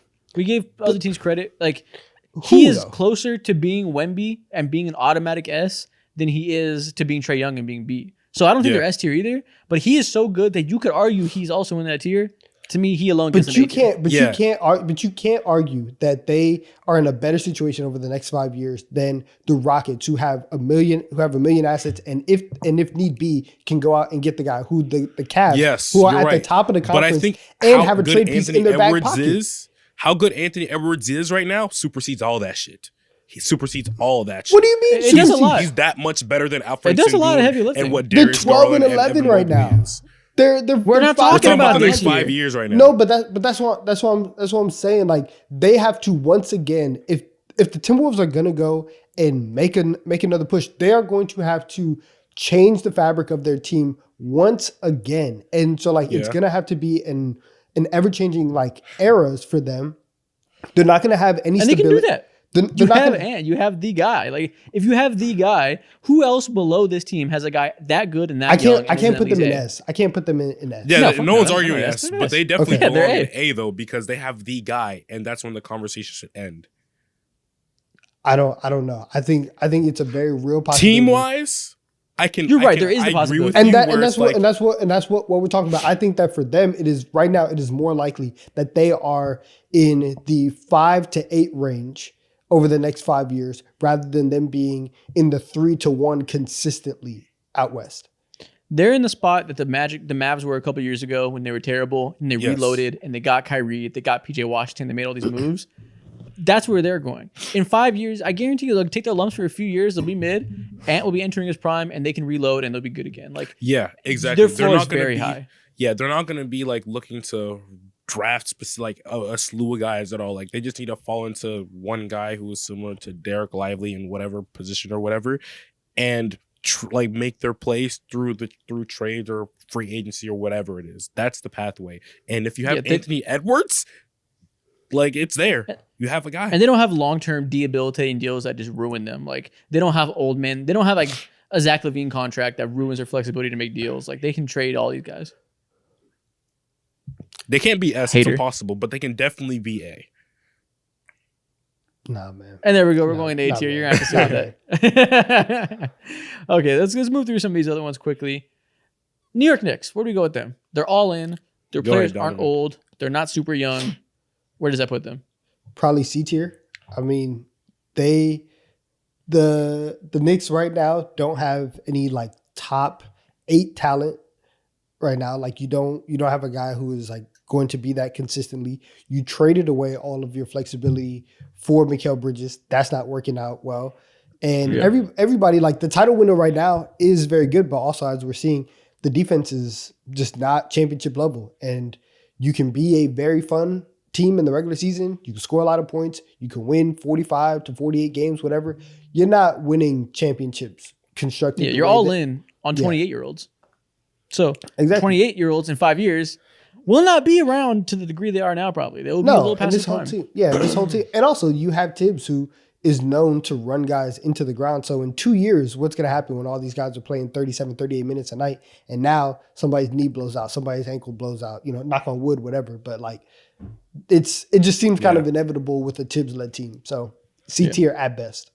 Now they are C because big market, a little bit similar to the Lakers, even though they're players competent start now. flocking, but they're competent. And this new regime, led by Leon Rose, I'm sure he's going to be able to figure some shit out with the limited flexibility that they have. I can envision a world where we've seen 2 playoff errors by this Cat and Jalen Brunson duo. Let's blow this shit up and sell off picks and try to get back where we can recruit. I can envision a world that because he's that smart of a GM.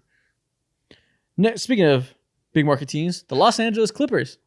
Fresh into a new stadium, 1,000 toilets, fresh new uniforms, richest owner in sports. Where are we going with them? 1,000 toilets, so that means 1,000 people can take a shit at once. Basically. Correct. Yes. That's what 1,000 toilets Their do. plumbing system must be elite, bro. 1,000. Top of the line. Woo. Yeah. Yeah. Too With that bad being they- said, too Los bad the Angeles future Clippers, sucks. welcome to D tier. Yep. You don't want to put Honestly, them in F? I think we just renamed the F tier Bulls because we don't really trust them ever. And I think, the Clippers are clearly among the bottom, but they can be right there at the Bucks. It's crazy because they should be C tier. Their biggest advantage is that they should be willing to spend the money, and yet they showed us that they are going to be cheap. Like they were like, oh yeah, we have to duck the second apron already. That should never. That should. I listen. I understand. I understand what you're about to say. Don't pretend Paul George is a good investment. Don't pretend you want them to play Paul George though. Listen. I want the Clippers to do bad things all the time. However, the Clippers should never ever, with Steve Ballmer as their owner, there should never ever be a moment where they are ducking the second apron. They should be able, and he should be willing to pay any bill that comes to his desk. The Clippers money should never be an option for anything that they do. And the fact that they the fact that they either let it seriously or because of money, either that or that they like use it as the facade to get out of it, that is ridiculous, and it should never happen. I feel less critical of that now than I did in the summer. We see what Paul George is looking like. They knew that the bill was coming due soon, and this team was going to have to be blown up in the coming years. So they're like, let's not even pay Paul George. Let's just fast track to what's next. You can't look at what Paul George has done this year and be like, why didn't they give him 5 years, $140 million? Yet you gave it to Kawhi Leonard. I promise you they regret that too. I promise you they're not happy about that either. Yeah. Then why'd you do it? They gave Kawhi Leonard the deal in January. You think 2 wrongs makes a right? You don't have them do double that now? Like that wouldn't be better? They shouldn't have given any of them. Nobody should have gotten. If that's the deal that you were going to do, you shouldn't have done it at all.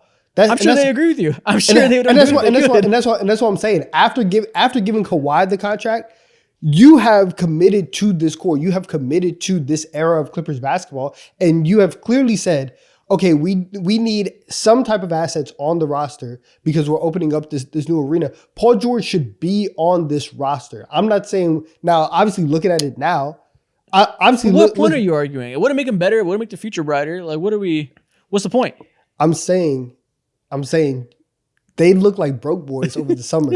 And the Clippers, for everything that they want to do moving forward, there should never be a moment where they either move or appear to be broke boys. And that happened over the summer. Okay.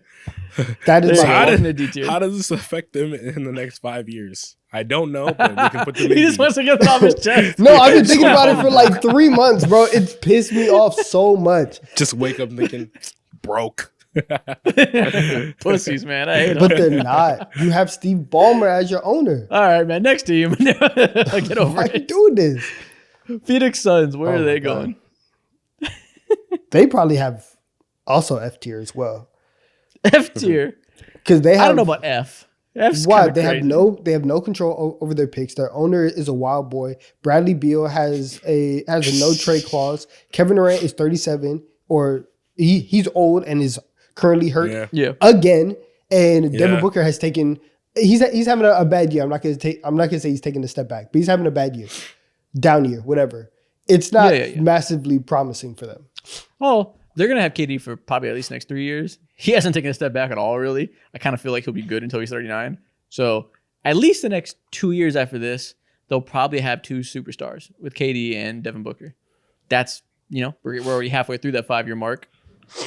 And Devin Booker will probably get traded one day. This team is heading nowhere fast. They're going to get something good for 30-year-old Devin Booker. That's the biggest asset that they have. And whatever they get after this new Devin Booker regime, if that happens, that perfectly lands them in a very calm C tier to me. They can't be and their picks will be replenishing by then. Yeah, exactly. Like they don't have picks right now, but by the time 5, 6, 7 years roll around, they're gonna have the rest of the decade. 7 years. I don't know why he went that far. But 7 years is crazy. But even the rest of the decade, they have they have another 5 years where they are not in control of that. If you trade Devin Booker, then it is like, I'm assuming you're probably not gonna get a championship level player for Devin Booker in that moment, and so you're gonna have 39-year-old Kevin Durant as the big ass yawn. Look at that. That was the most mighty yawn I've ever seen. We'll let it rip. Yeah, bro. It's not super promising. Tough. We can go D. They're in a bad spot. No, we can go F. What are we doing? No, I can't put F is like I don't. F is for the Bulls. Do you not understand? Once again, they have a wild boy as their owner. What do you mean, wild boy? What's wrong with him? I mean, he made some dumb early owner trades. You're acting like he's. I don't know. I'm not saying the name, but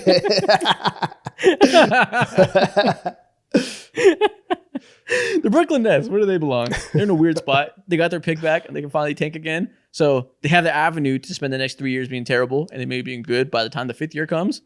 But they're not that bad right now, so they're not going to get Cooper Flag. So they could start tanking, but they haven't started yet. So they're going to be exactly where they want to be, in C tier. I think D, honestly. That's what they want. Their best player is Cam Thomas. Shout out Cam Thomas. He's had a very good year, promising player. I like him. He's not your franchise building block. They're going to trade these other guys and get some like mediocre first round picks back. They're not going to get a top 3 pick this year. They haven't done shit to rebuild yet. They are all They theory. just got their picks back. Please be very kind to their front office, bro. They just got their picks back. They stated that they're selling all their guys, their high quality role players right now. I feel comfortable in putting them in somewhere in C. Although they're 10 and 14. They're the 8th seed. They're going to need to tank the shit out of the rest of the season and trade those guys immediately. They're not breaking that bottom 5. Trust me. There's fucking 1, 2, 3, 4, 5, 6, 7 teams right now with single digit wins. And 4 of those teams have below 5. They're not getting into that top 4 or the best odds. That shit is cooked. They got their pick back and did the worst thing possible after that. They won too many games. And guess what? It's gonna be okay. They are going to get off of these guys soon. So is there a single player on this roster that will be there in 5 years that you're confident in will be part of the next championship team for the Nets? Potentially Nick Claxton. Maybe. That's a huge maybe. But even then, someone like him, I would sell his ass so fast, bro. So what we're saying is they have this bright future because they have They're their smart. pick, the simple level, asset level, not extra picks, their pick. Like they have want to put them in D? they're gonna have all the flexibility in the world and New York tax. Yeah, they have a simple playing ground. They have a playing ground and they're not like completely. Shout out to the homie. Is this? Well, I don't know his name just yet because you've been like indecisive when it comes to that. But is this his first appearance on the official podcast? They would have been known who this is if they tap into TD3 Tuesdays at 6 p.m. Eastern every Tuesday. But unfortunately, some of y'all don't. But this is your opportunity now. Who are we looking at, Isaac? Cat still doesn't have a name. Damn, audio listeners, I feel bad for y'all. That cat for weeks. No, I don't. Because if they're on Spotify, they can switch over the video right now and see this animal, this feline on my lap. They can see it themselves on Spotify now. Looks like a happy Anyways, cat too. Are we going C or D for the Nets? Because they haven't done shit. They have nothing going for them. But the teams in D right now are like not neutral. They're fucked. So maybe the Nets being neutral. That's what I'm saying. C is super neutral because the Bucks don't have no picks, Clippers don't have no picks, and the Phoenix Suns don't have no picks either. So that's how I'm like they're at even level playing field. They're at C. Okay. Yeah, this C tier is getting too big. I think it's gonna be off the screen now. I know. I guess we need to be meaner a little bit. Yeah, we'll maybe move people around at the end. The Orlando Magic. A tier. A tier. I don't think we don't got to talk about it too much. They have 2 star wings. A tier. Immediate A tier. Who I next? forgot I'm taking timestamps. Yeah, they're A tier. Who else is an automatic? Nobody else is automatic A tier. Okay, the Washington Wizards. Ooh. It's so B weird. tier? No. There's no infrastructure for them to be in B tier just yet. B tier is like there's a pathway and they have a guy. They've shown the don't have flashes, a guy yet. though. It's cool. Not really. I've seen flashes from the Detroit Pistons too. What the fuck makes you want What to put flashes have the Wizards shown? A couple. Yeah. I mean, Jordan Poole's played well. Bilal Coulibaly played well for like 6 games. Now he doesn't make buckets anymore at all. Alex Sarr is a rookie, so we don't know anything yet. There's been almost 0 flashes. Yeah. They're gonna get that pick. They're gonna get flagged. Yes, that's the thing. They're going to get a top pick this year, which is going to be helpful. Like you have guys on that roster that can be very, very good rotational pieces, and they are set up to get a foundational piece in the draft. Obviously, we'll see what happens. We'll see what Adam wants to do with the ping pong balls. But they're in a good situation. Yeah, they're solid, but they don't have the guy yet, and the guys in B all have a guy. So I feel like this is another C. There's so many C's. Let's move the Sixers down to D tier, I think. Are y'all cool with that? Put the Sixers in D tier? Some team in D tier? Yeah. Yeah, put them in D tier. Okay. Because the Wizards are C tier. What the fuck was that noise he's made? It sounded like the meme. I'm uncomfortable. That's why. Did the Lakers deserve D tier? Yes. I think Let's put all these old fucks in D tier. The Lakers man. and the Knicks. If the Lakers are D tier, put the Knicks in there too. Don't you dare. Have to. No, the Knicks All at your least chips have are a the Knicks have a at least have a brighter next 2 years than the Lakers do. Oh, this is about 5 years though. This cat is tweaking. She's like a headbutting my mic on. How do you get to 5 years? How do you get to 5 years for the Knicks? No, just like count to Just 5. calendar. Time Just count to goes 5. on. Like you have to go 2 years into the future to get to 5 years. And I'm sorry, 2 brother. years, like, I am the future a is- crayon eater, and I do not know how to do math. Sorry, I just know Nah, the 5 Knicks years. are at least a tier above. Nah. Okay, that's fine. The D tier is clear. We'll The revisit. team's full of old fucks, so that's fine. Okay. The New Orleans Pelicans. F tier. They can't be F tier. F. They can't be. Why? They have Why a would lot they of be F, picks so- though. They have a lot of picks in like. They have a lot of picks. They have Trey Murphy's Murphy. there, They have Herb DeJounte Murray. Jones. They just have a lot of good players. I know Zion's been disappointing, so it's not Yeah. going anywhere right now. But they have a clear path to retooling, and maybe that involves Zion. Maybe it doesn't. Whatever way it goes, they have too many valuable players in the roster to be Yeah. super low. In terms of like expectations that we like had on them and their individual team success or player success, aka guys like Zion Williamson, yes, like they've been very disappointing, but there's a way out of this hell. They're not. Like, why would the cap-locked. Nets be above the Pelicans? Yeah, exactly. They're not cap locked at all. You'll see. Mm. You'll see. We will. I would say the only reason why I might- this in 5 years. The Pelicans. I think when you are attached to a guy like Zion as being your number one guy, you have two avenues, which is either keep rocking with him as your number one guy and see what happens. And up until this point, it is not given any reason for optimism, or two, kind of tear it down. And I don't think that they have leaned in or given any indications that they're going to like tear it down. And so if you're just going to keep rocking with Zion throughout the remainder of his contract, you're going to be just like, eh. Yeah, is C tier. There you go. Yeah. Nah, they got to be worse than that though. I don't think they No. do. They have a lot of young guys. They can retool fairly. They're not in a hole. They do Yeah. not have old guys that are going to leave and they have nothing to show for it. I feel they like have the ability to here's retool. what I feel. Here's what I feel like we should do. I think that we need to make another tier, put the Bulls all the way at the bottom, and then actually have like an FDC. You're saying that there's too much variation in C tier? Yeah. Okay, so who do you think is above C tier?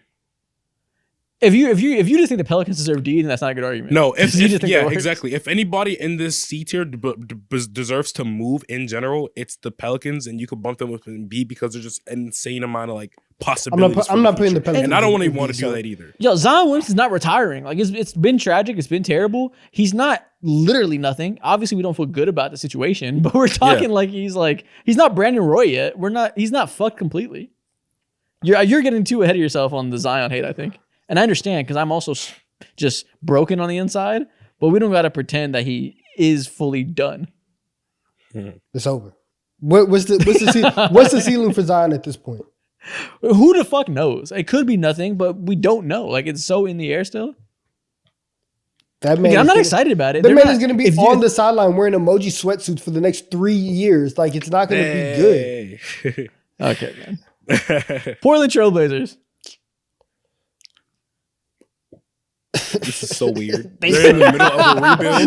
Like, All we have is word just laugh. What do you even pinpoint? They're so weird. yeah, like I don't know. If we're being if we're being Uh, fair, they probably deserve to be in the same playing field as the Wizards in terms of like, you got picks, you got your assets Yeah, I for guess so. Damian Lillard, Yeah, put them next to the Wizards. That's fine, I guess. but it's like, Yeah. it's not fun. worse. Sure. They can be the Wizards. Okay, the Denver Nuggets. They should be in D tier, but they have Jokic, so put them in C. I think. Yeah, the best honestly, player in the world for 5 more years. They might. That's at least B tier. Like they're Yeah, gonna honestly, need to might be. reshuffle. Jokic Jokic. is genuinely like that. In my mind, he can be a top 10 player of all time. You can put him in B simply off the However- strength of Jokic. But they have also like 100% shown that they are broke boys. And that legit is like, okay, we don't have the front office mindset that we're going to 100% like capitalize on the prime of Jokic. That's an issue. It's one thing if you're like, hey, we're not gonna pay MPJ $200 million for whatever. You were acting broke over KCP over 60 million.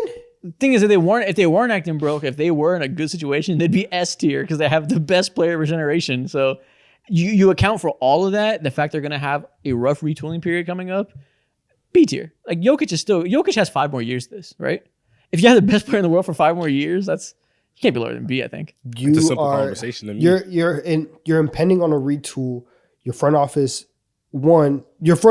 is moving very, very suspect. Donovan, all it takes is literally 2 quality players, and then they're back in like great conversations. He's moving mad suspect. The owner's moving like a broke boy. Your point guard looks like he's lost a step. Mike Malone, there's always talk about like beef between him and the front office.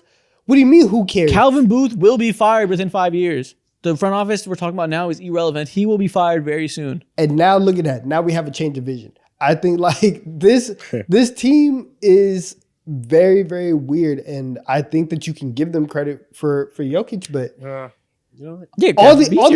we're digging him a lot going to be. All the other factors around Jokic are not great right now. So where do you want to put him? I agree.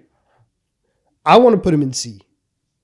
Look at the teams in fucking C tier, and then tell me they are more promising than how you would feel having Nikola Jokic on your team.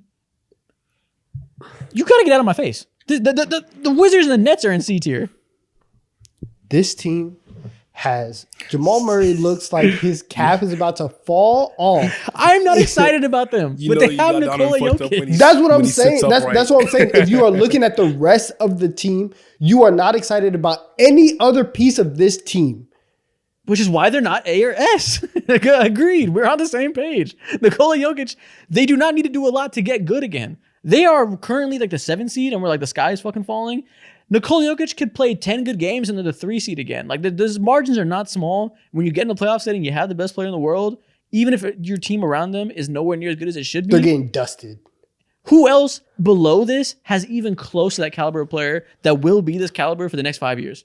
I think you're underestimating just how insane someone like Nikola Jokic is, and like in terms of like I'm underestimating the 7 seed. 5 years from now, they are the 7th seed or whatever. Now that does not matter. 5 seed. Like the all that aren't that is important. Irrelevant. They're all 12 that and is 10. Irrelevant.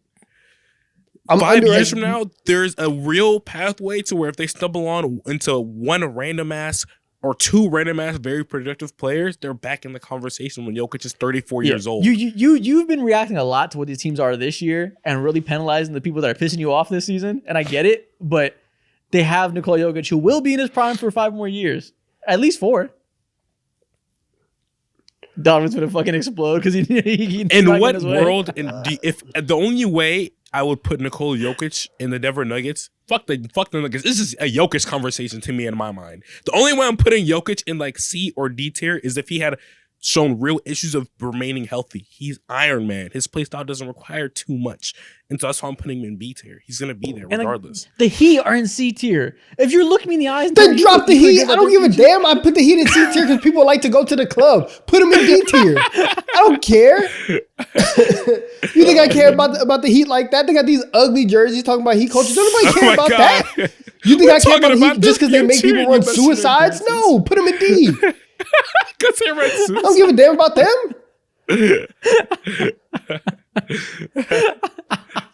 Where would you be happy with the Denver Nuggets, bro?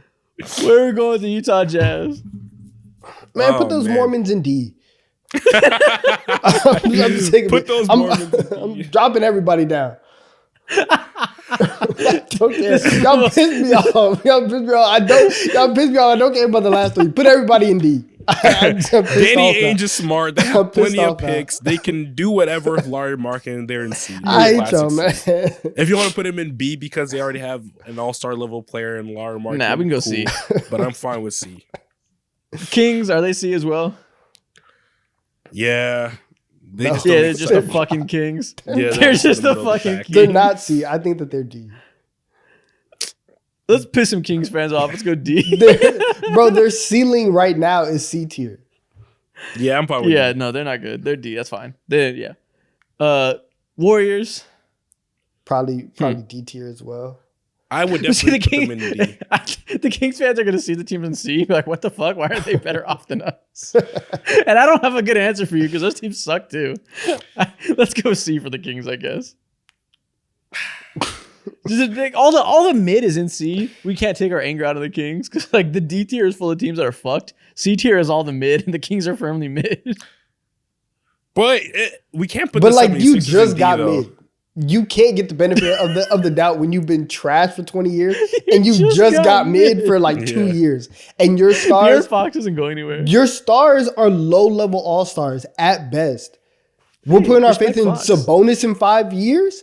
Will he be able to look at the basket and low-key. look at an 18-footer in 5 years? I don't know. What's De'Aaron Fox going to look like in 5 years? I have a lot of faith that Fox and Sabonis will stay mid for 5 years. They're going to be C forever. I have so much faith in that, actually. This is perpetual C. Okay, they cool. They cool. I have 5 years from actually now, the still gonna have like a 117 defensive rating. Guys can't guard anything. Correct. And the Golden State Warriors are the final team. Put him in D tier. D. Yeah.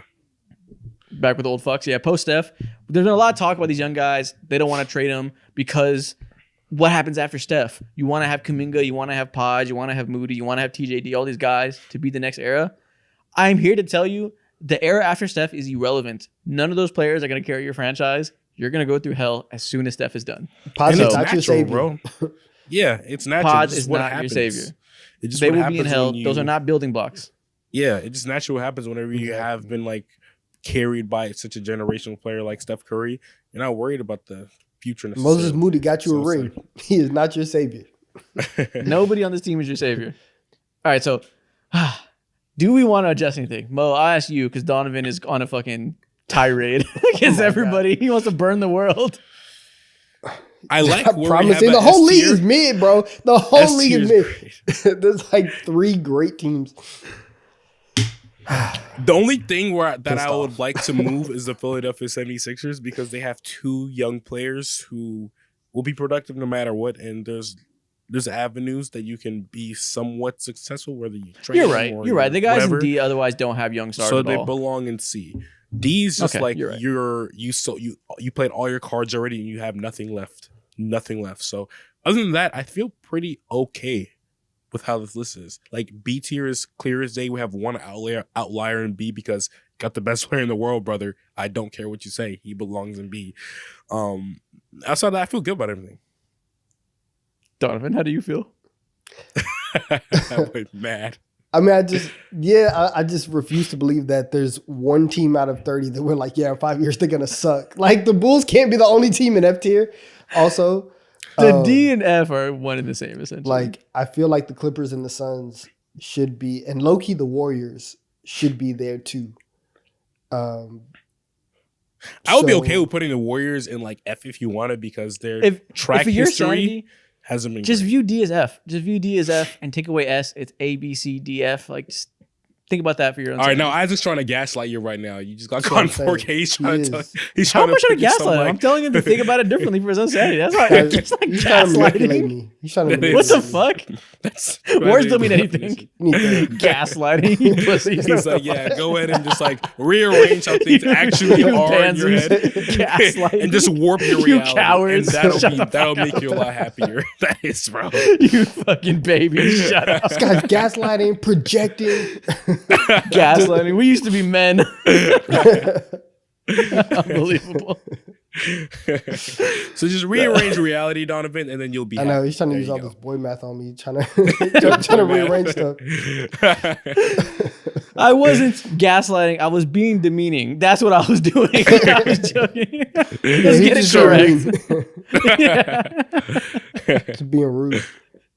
Facts. That's what I was doing. With clear intent. All right, man. Y'all got it. I'm not gonna sit here like and make the Kings fans madder at me than probably what they are right now. Oh, they hate us. They already hate us. It doesn't matter. They also should be lower. And with that being said, Man, We're on to wait, TikTok time. Drop Philly. I drop Philly. I hate Philly. What? I Just straight for Joel Embiid. Yo, You drop called him Joel Philly. Embiid. Drop You're Philly, like, man. what that Drop guy- Philly. They got these old dudes. None of their knees work.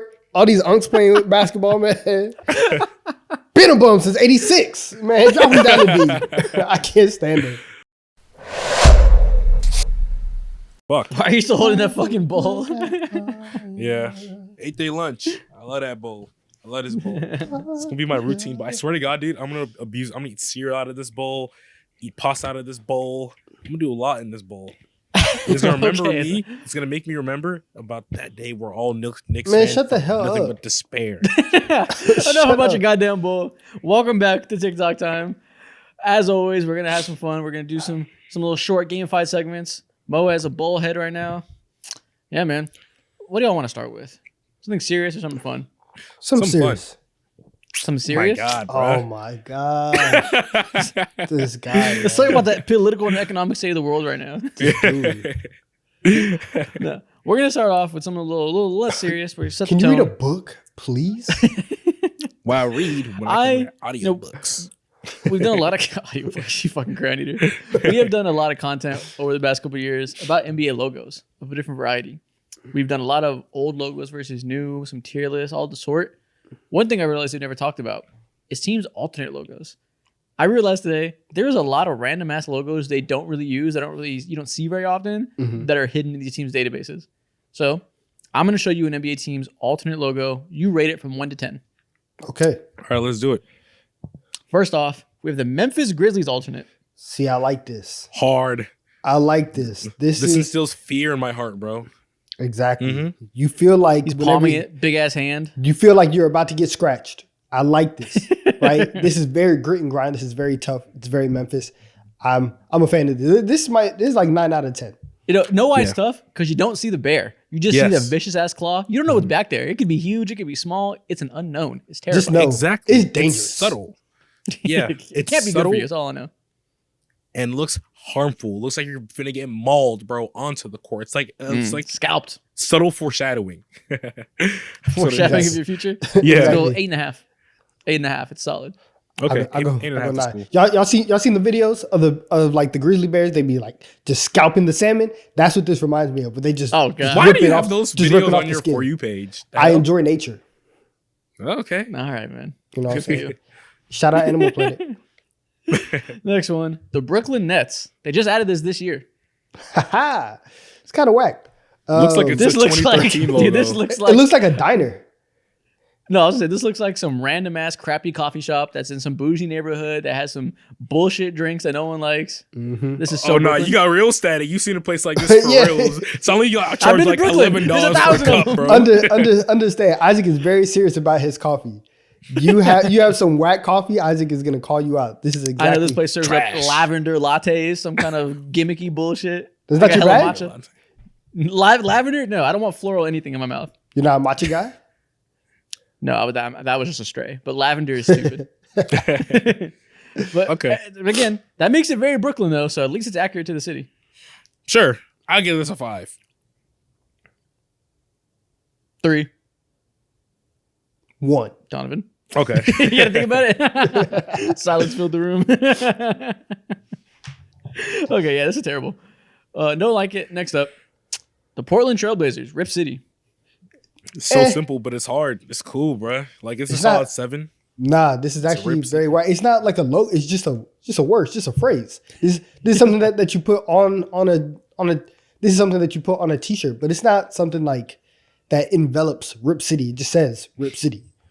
No, it's lazy. Call it what it is. It's just words. It's typeface. I'll give it a 5. Nah, it has, simple, has, man. has to go worse. There is no stop it. No. There's no I want to see a trail. I want to see a blazer. I want to see something. This has nothing of it. Okay. I'd like to see a rose. Everyone always talks about, like the rose garden, how pretty the roses are in Portland, That all is that, true. all that stuff. I don't see any of it. I don't get any of the city's personality here, so I'm going a 2. Ooh, Okay, 2 there is you go. mean. But okay. Mean as hell. Fuck them. The Los Angeles Lakers, their iconic L secondary. I wouldn't call it iconic actually. But Honestly, had This is since great. 2001. This is a 9. no, it's it kind of is iconic. I didn't even realize that this was like an alternate logo because I feel like I've seen this logo so much. It's so it's so synonymous. People have as the Twitter profile pictures, whatever. This is hard. 9 out of 10. yeah, they've used this since 2001. This is like as classic as an alternate as you could have. They routinely use it on things. 10 out of 10 to me. Yeah, this is peak Lake Show logo. Yeah, I agree. When you make an alternate logo, your aim is to have one be as synonymous with the team as this one is. Exactly. Standard. No words needed. There we go. The Phoenix Suns. This is hard. I like this a lot. Don't get fooled. Don't get fooled. Don't get fooled. Don't get fooled. Once again, not only do we just have letters, we have an initial and nothing else. It's just white and gray. I'm not a fan. But this is what you start out with. See a burst in flames? No, yes, this is what you start out with when you are making the alternate logo. It looks like somebody forgot to hit the save button and then they started from scratch. I don't like this. I'm not a fan. You're frying them right now. You need a true alternate logo. This isn't an alternate logo. This is 3 letters. It's not anything. Exactly. These are not logos. Letters. You saw what we just said with the Lakers one. It goes a long way when you have an actual alternate logo that means something and stands for something for the team. This is not that. This is just what they have in their jersey. I don't even know why this is on here. At least put Phoenix, I have a been basketball swayed. Sorry. somewhere. Yeah. Okay. I can agree to that. 2. With that logic, this might be a 2 or 3. The Charlotte Hornets. What the fuck is this? I don't know. I don't know what this is, but it's provocative and I like it. This is horrible. It's creative in some sense, so it has to be higher than the Phoenix Suns according to your logic. Bro, what is this Destiny DLC pack? This is insane. I don't Halo know. Logo? You see the hexagon, you see the H. I like it. I like it. What is at the top? Is that like wings? What is that dot up there? Once again, nobody knows, but it's provocative. We are giving them credit. I'm going at least an 8.5 here. This future civilization? Bro, whoever made this logo plays too much damn fictional video games. Touch grass, because we are out of touch, bro. This is like a sigil for a family from Dune. This is crazy. Did you like Dune? Did you not enjoy the film? I like Dune a lot. Shout out to homie Timothy. Give this 8.5. I'll give this 8.5 is crazy. Shout out Timothy, I guess. Ball knower. This is stupid. This is the reason they don't use this one. This is terrible. Listen, Hagaib. The Golden State Warriors. This is smooth. I like this. I kinda like this. Looks like an end screen credit. This is hard. I give this a 10. This is strong. They've used this on jerseys before. It works for me. I love the way they use lines to show the reflections in the water from the sun. It's creative. It looks like the city. This might be another 10 to me. Put I this agree. on This a is right on faded par with the t-shirt. Lakers. Oh my goodness. This graphic tee, a vintage graphic tee. Mwah. I would 15 pay. years is going to go up at the Goodwills. Oh yeah. But right now, I would pay $27.99 for that shirt. Right now. That is mad specific, but I'm with it. This is a good logo. 10 out of 10. I had a coupon. I got $2 off. It was $29.99, but I'm a rewards member, so I got it. Okay, man, it's about his bucks. Yeah. Official. Deal seeker. The Sacramento Kings. This is great. Again, I'm not gonna lie. It's not mad. It's not insanely different from their regular logo, but infusing an actual lion on there to show their top dogs or whatever with the crown on top of its head too, infused with the basketball is a 10 out of 10. If the I Kings, wonder why a lion became their thing. Oh, because like King of the Jungle. Okay. yeah. If the Kings were as good at basketball as they were with their like logos and jerseys and vibes and light the beams, they'd have so many championships. It's This is the greatest team of all time. Their marketing and PR team and branding team is top of the line. Those are the Boston Celtics of branding. The regular team, not so much, but listen, they got something good going on. Exactly. I agree. If you're not going to win the game, at least you win everything else. Shout out to them. They know the strengths. They stick to They it. come out of here with some shit. They come out of here with some. This guy's sick. God damn, bro. Sickly. This is my flu game. That's what he said on Tuesday. Yeah. Duck, it's double flu game. continuation. Yeah. Flu series. Okay, but yeah, they got something going for them. Damn it. Now your comments contagious. Now I'm over 8 here out of coughing. 10. That's what you damn get. Imagine not being in perfect health. Like, could not gross. God, unbelievable. Next up, the Pelicans. Ooh. I want to give this This an is L so hard. bad because it's New Orleans, but that Pelican looks devious. That Pelican is looking for blood right now. I This is a 10. love this. This is the best alternate logo we've seen. This is low-key better than the regular logo. I think the little classic New Orleans symbol looks better than the wide wings of the regular logo. Yeah, this Pelican looks, and honestly, For a team named after Pelicans, this is as menacing as you can be. So shout out to this logo. Shout out to like. No, that is a mean looking pelican. If I saw that, it looks dangerous. Attack me. It looks dangerous. Pelicans are not intimidating on their own. So the fact they made them look dope, like, and it's better than the regular logo, this might have to be a 10. Listen, rebrand on the way. Whenever they trade Zion, make this the real logo. We can get the rebrand going, get new vibes in. What the hell does Zion have to do with this? They can leave him there and just redo it again. That was such a stray. I'm just talking about my ideas for the team. You know, we're talking about alternate logos, I had an alternate timeline. That's all I'm talking about. Now you're the head of branding and the GM for the Pelicans. Okay, Unbelievable. all right. Call me. I have ideas. We can I work. wear many hats. That's what multifaceted. Okay. Next one. The Atlanta Hawks. This is I have boring never as seen this hell. before until today. This is simple. It's not bad. But This it's isn't very Atlanta. Simple. Bro, we just saw a Pelican. Why did we are the Hawks? We are one of the more dangerous birds in the bird-like family tree. And you decide to go ahead and just put a simple basketball and have ATL on there. This is letting us down as a city, man. How would This you looks like a feel- logo from like a high school in the fucking 60s. Oh, 100%. This is a Hoosiers logo. Mo, how Hoosiers would you feel if it still just said ATL, but instead of a basketball, it was a chicken wing? That's targeted as hell. What the fuck? From Atlanta, that's what y'all Chicken wing? do. That's what y'all I do. wonder if it was purple. I can't listen. From me to you, I can't be racist like that. It can't be targeted, right? For just between us two, I'm just asking you a question. Now, if Isaac asked you that question, it would be different. But you understand what I'm saying? You said, If hey, the Mo, Atlanta- would you wear fried chicken on your shirt? That is not what I said. If the Atlanta what you Hawks put that out there, this will be charged As The like a of city Atlanta jersey. would rebuke these Fried jerseys, chicken bro. city jersey? They will As rebuke like a this city jersey. franchise. What the hell? If Landry Fields Chicken and city Kyle jersey. Culver White Self was to What be if like, they yeah, did that? guys, look what we got. Come What on, if if they did that? What if they just like started handing out chicken wings and stuff like that? bro? If Mr. Wrestler did this shit, the owner of this damn organization checked this shit off, people already hate him, bro. What an insane concept. Yeah. Once again, New Orleans, call me. I have ideas. You know what I'm saying? Stick to podcasting, buddy. I have Goddamn. ideas. You can throw out beignets in New Orleans. It's a lot of stuff. It's a lot of ways to get to the people. That's all I'm saying. Fried Chicken chicken. is one of them. It's a Oh, the wing people sticking love out of Atlanta. People love chicken. I'll tell you that. So this is Yeah, really all kinds enlighten of the people. community. Oh my god. Hawks fans in particular. What do you know about us Hawks fans demographic?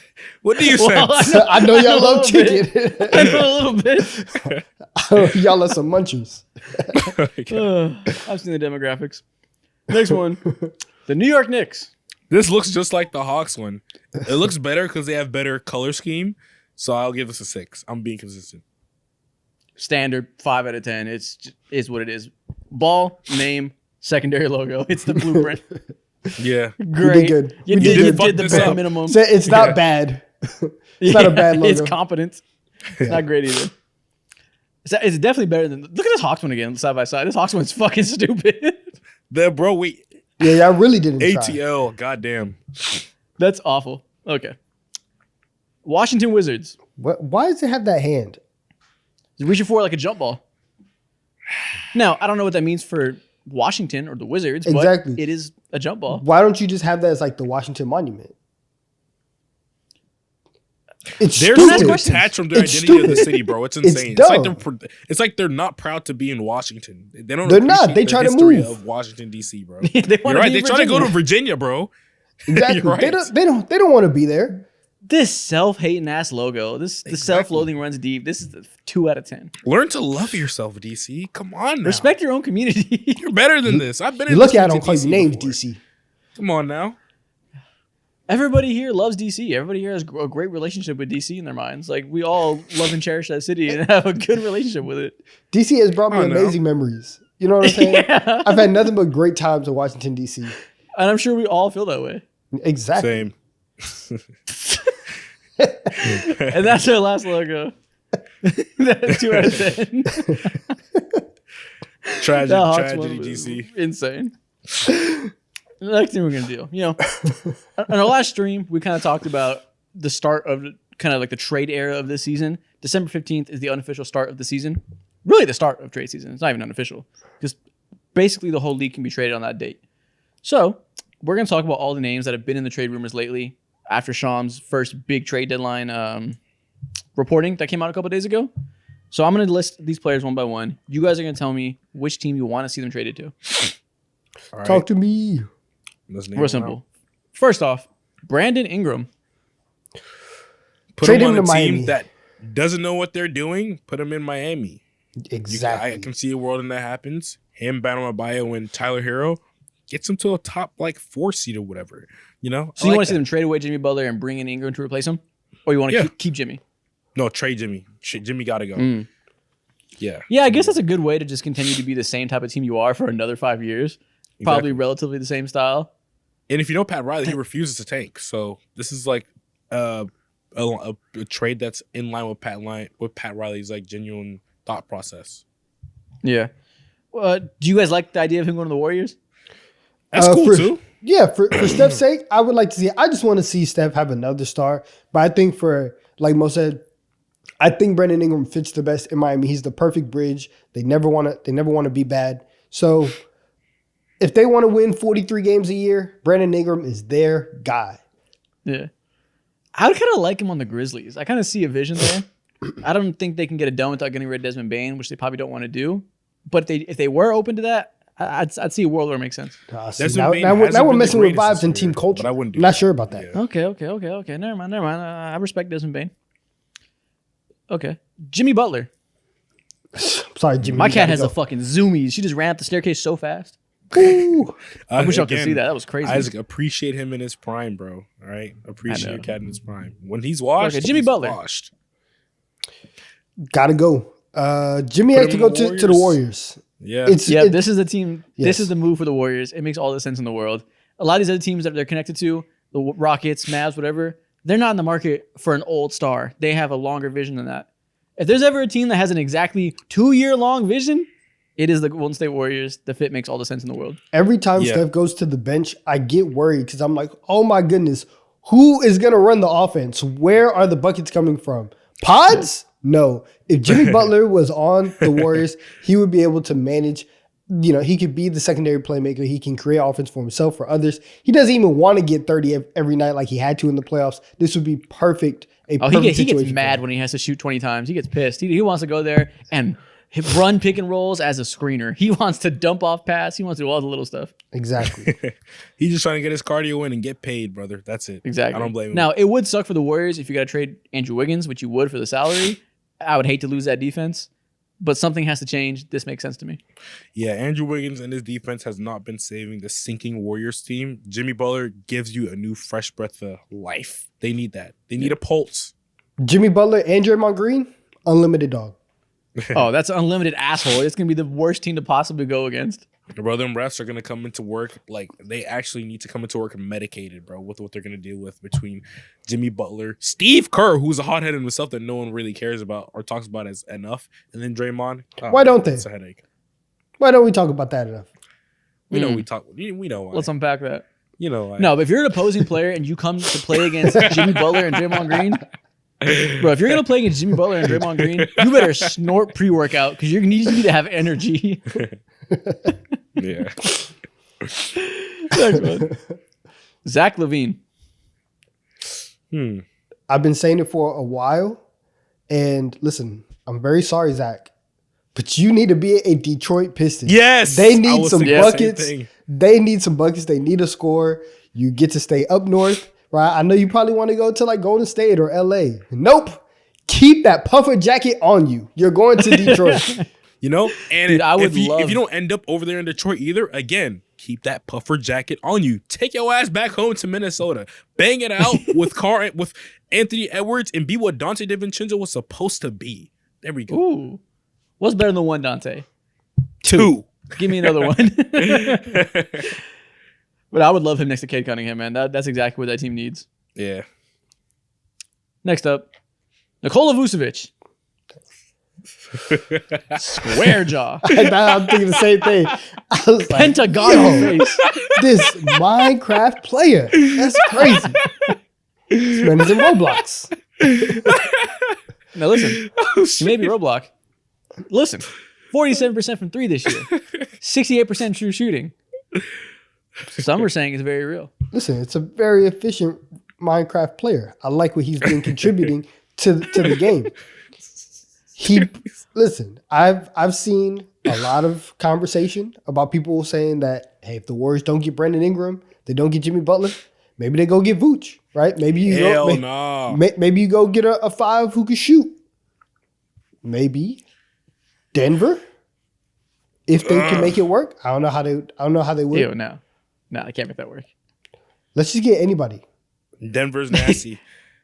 There's not a lot of teams in service for what Vucevic does right now, even though he's great. And that's the real answer here. Nobody should trade for Nikola Vucevic. He should remain a Chicago Bull. Keep making all your threes. Keep getting buckets for Chicago. You are where you should be. Yeah, exactly. Good job, Vooch. Get your money. I was waiting for you guys to get to that conclusion. Herb Jones. You can name all 29 teams in the league right now, and they'll be like, everybody needs a Herb Jones. Yeah. But if it was up to me, if I was in charge of pulling the chess pieces wherever I want in my dream scenario, this man would be a Dallas Maverick. We'd ship out Daniel Gafford. We'd ship out every single draft pick we could possibly muster under the sun, and we would get this guy in Dallas because they would be unstoppable. Oh, my goodness. Herb Jones, if it was PJ up Washington, to me, Derek Lively. Clamps. And listen, on this, it says 3.29%. He was shooting much better than that last year. Yeah, he'll be back. Oh, my I agree. goodness.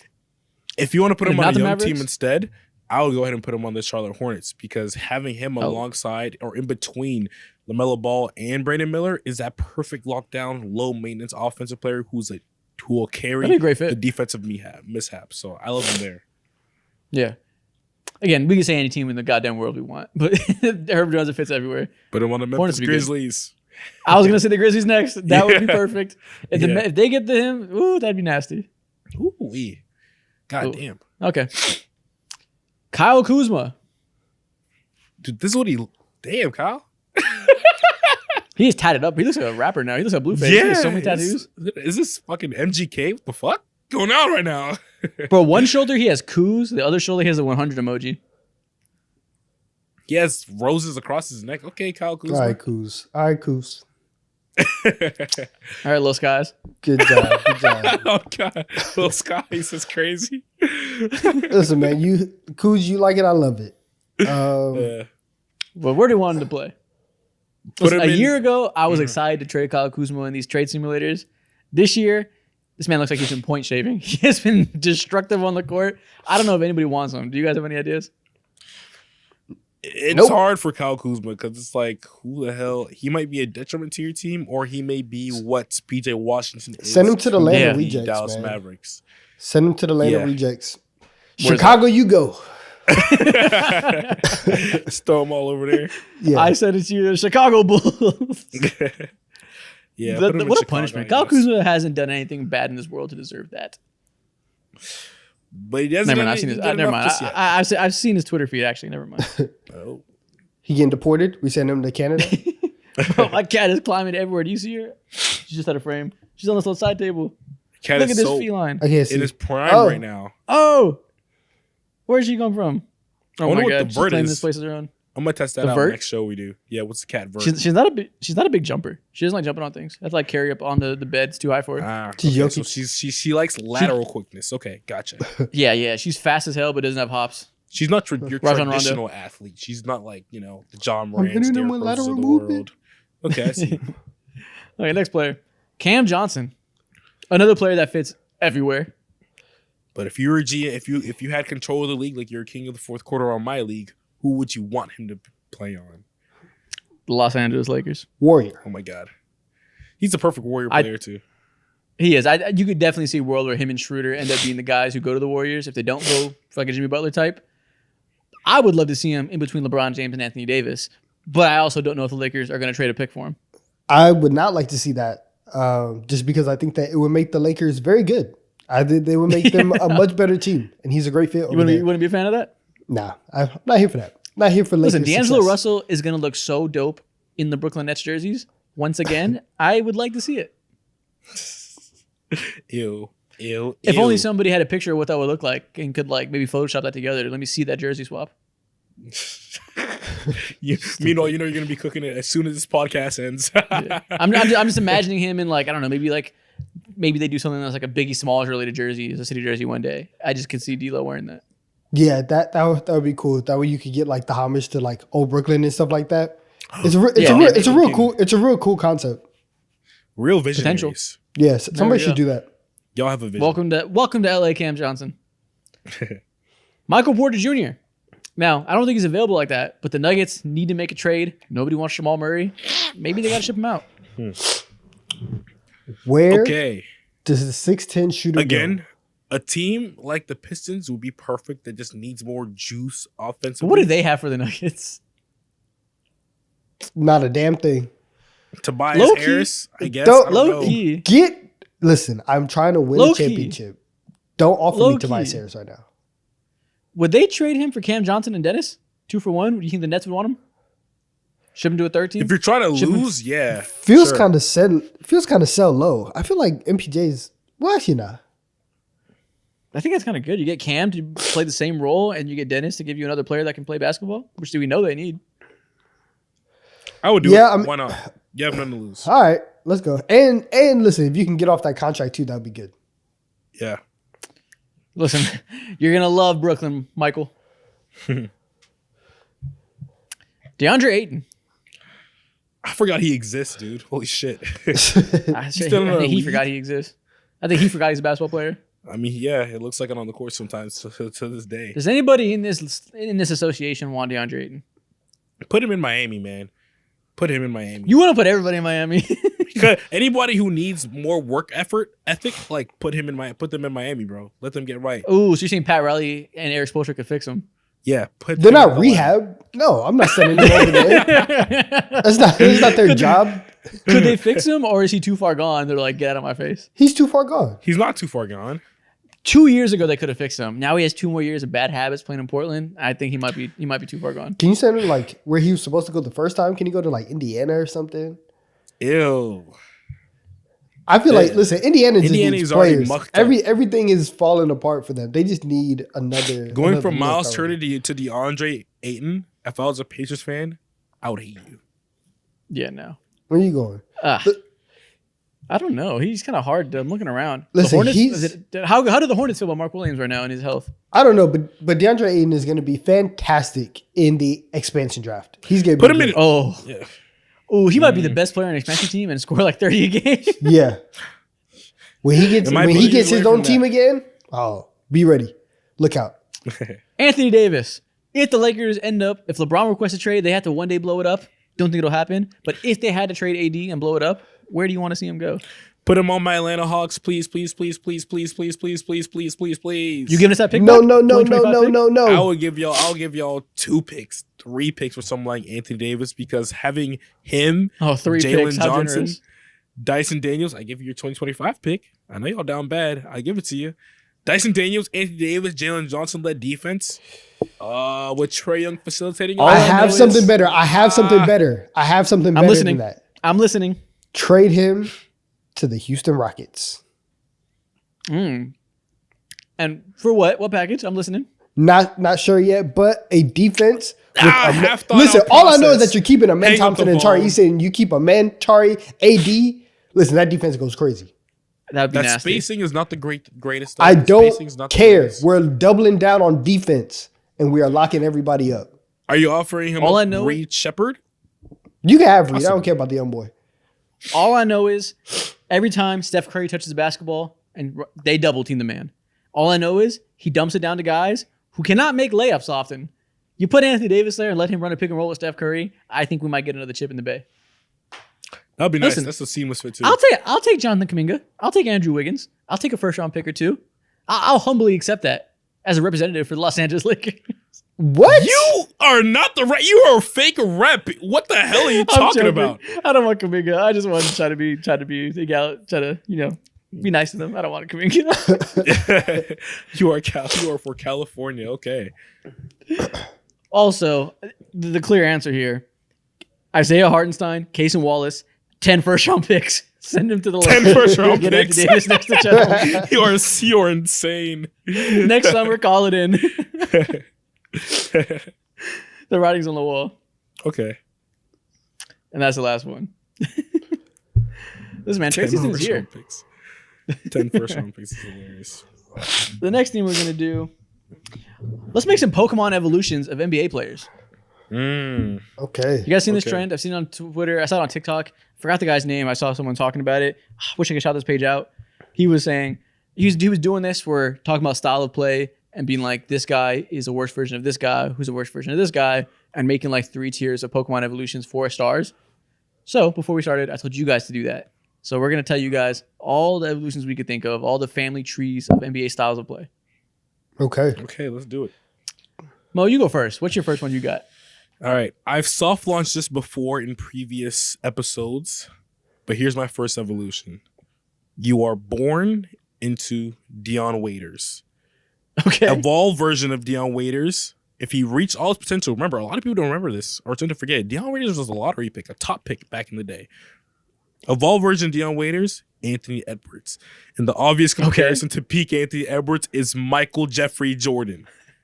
That's pretty standard. I see the evolution path there. That makes sense to me. Okay. It's nice and simple. Now, I raise you one better. Okay. Austin Reeves, his level 16, Manu Ginobili. His level 32, Luka Doncic. Okay. I like that comparison. We go from white boy to spicy white boy to European god. We just move up the path. Okay. I like that. Bucket Listen. getters. Listen, I got one. So, Jahlil Okafor, What's it? That's a name. he evolves into Al Jefferson, That's a name. who evolves into Kevin McHale. Right? We're talking about 3 different level of guys who just have post moves for days, can kill you on the block, can do absolutely everything. That is the evolution. I'll do you one better in a similar vein. You start off, you come out the womb, you're David Lee. Okay. You come out, you take a step forward, you're Brooke Lopez. Okay. You take another step forward, you're Yao Ming. Every evolution, you grow exactly 4.5 inches. Okay. You just keep getting a little bit I was bigger. about to say, well, how does this make sense? But okay. You just get a little bit larger every time. Okay. All right. Let's go back to the more tame side of things. All right. Come out the womb, you're Aaron Gordon. A lot of people thought you're going to be a superstar. You're not. Okay. You're Big a very body. role player. Okay, cool. Aaron Gordon never been able to be an all-star? Who might be? Jalen Johnson. Same light skin, those little types of like Okay. out of ordinary moves. Jalen Johnson evolved, turned into LeBron fucking James. Hey, 6'9", you know what I wrote down? absolute a demon. What is it? I wrote down Kyle Anderson to Jalen Johnson to LeBron James. Kyle Anderson. Aaron Gordon's too good for that, but Kyle Anderson, I see the path. You guys are meat munchers.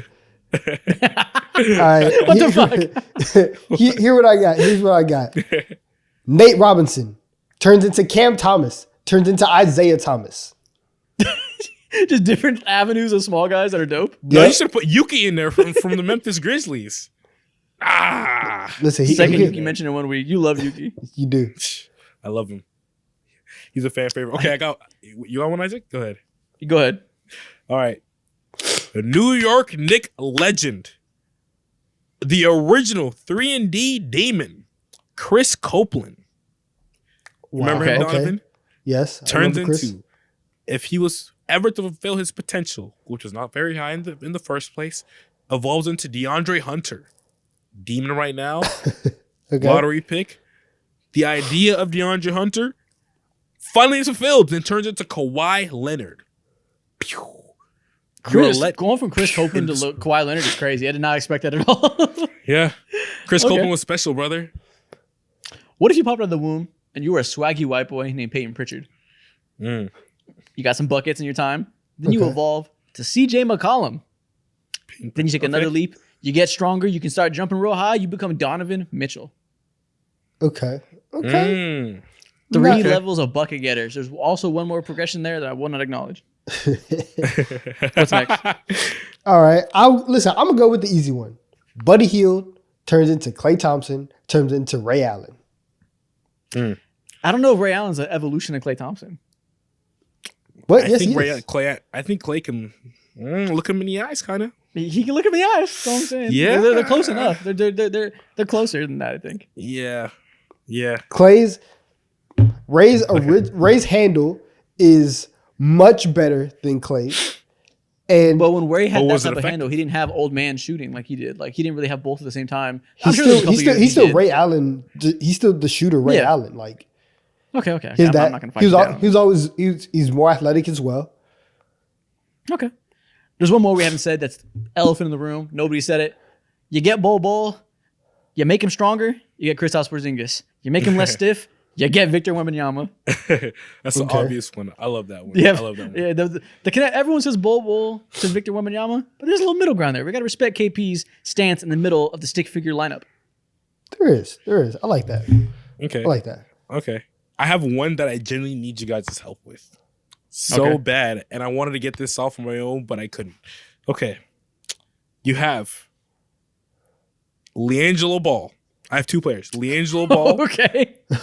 successful in his own right, podcast. Okay. And he got a brother in the league, two of them who made it. Okay. I think the final version of LiAngelo Ball is Thanasis Antetokounmpo. That brother got it all. Podcast, free seats every single night in Milwaukee if he wants. And his brother's Giannis. Who can either fill in the gap or who is like the OG of those guys? Justin Holiday. I was gonna say the same thing. It was the holiday. Yeah. Or no, Robin Lopez is too good for that. But yeah, Justin Holiday. He had a NBA. No, he's too good actually. He's better than Thanasis. I was thinking about players who had brothers who did podcasts though and were like uber successful. Oh wait, I don't know how many other brother podcasts are out there. That's pretty niche. I can think about like I guess cousins or whatever. But like 1-to-1 brothers and stuff. Yeah, I don't know. Okay, next thing we're gonna do, we're gonna go back to something trade related. We're gonna bring back a series we haven't done in quite a while now. NBA deal or no deal. Okay. This is a simple task. We have Okay. one specific player in mind. This time it is LeBron James. LeBron James. And what I'm gonna do is I'm gonna name you various trade packages. You let me know if you would take the deal or give it a no deal if you were Rob Pelinka. Okay. You could never make me trade my king. Talk to me. Let's I assume refuse. in this scenario LeBron James wants to be traded. We'll say that. Okay. He said, "Get me the fuck out of here. I don't care where. Trade me the anywhere." hell out of here. So NBA deal or no deal, LeBron James edition. Would you trade LeBron for Jamal Murray and 3 first-round picks? Instantly. And then I'd go and I'd trade Jamal Murray again and I'd get even more first round picks. Listen, if LeBron wants to go, by all means, kick rocks, old man. You got it. I was trying to decide if I wanted to be disrespectful or not, but yo, get him out of here. Go to a home. In this scenario, we're assuming LeBron said, "Please trade me." I'm perfectly fine getting those 3 first-round picks. I don't know how good that team will be in the future when those convey. I don't really want Jamal Murray's contract at this moment, but I'll live with it. 3 first-round picks, I'd be okay with it. Only because I get to For see a 40-year-old? LeBron succeed alongside Nikola Jokic. You would make me happy. This helps your Yeah, storyline so, in my mind go. Listen, go ahead. if I was the GM, would I actually really want Jamal's contract? Fuck no. But I am a fan at my heart, and I would want to see LeBron and Jokic, so I would take one for the team. Go ahead and play one of the greats of all time. I dare you. Let's do it. I dare you. Let's stress this trade. Let's make it happen. Try Okay, me. next one. Would you trade him to the Warriors for Jonathan Kuminga, Andrew Wiggins, and 1 first-round pick? I wouldn't Now do that's this bleak. if you added 2 first round picks. That's bleak. Oof. I love You don't, Kuminga. you don't want to unleash Kuminga next to Anthony Davis? Kaminga's Not my West at African all. king, bro, but I would not do it. And you could give me 4 first round. Okay, 4 I might do it. I lied. Oh, so that's a lot of first-round picks. Yeah. But if I'm LA, I do not want to look at my wings and have it be Kuminga and Wiggins. That's despair. That's a good team Maybe alongside if Anthony Kuminga- Davis, but still. Maybe if Kuminga was in like year 2, but I got to pay Kuminga this year, and I got to extend him and pay him big bucks to try to get him to be really good. I'll look elsewhere for suitors for the king. Exactly. No deal. Yeah. Jonathan Kuminga cannot get not one of my dollars this offseason. I'm not paying him. Okay. Would you trade him for Jimmy Butler straight up? Keep the era alive by getting him, shipping out your old man small forward for a slightly less old man small forward. First Someone one, who's even worse? No too? deal. Hell no. No Hell deal. no.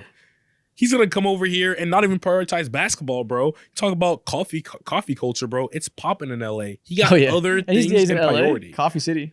I'm good on that, bro. Keep his ass over there in Miami. This man's gonna be about his enterprise. He's gonna be in West Hollywood, getting all those white people to buy his coffee.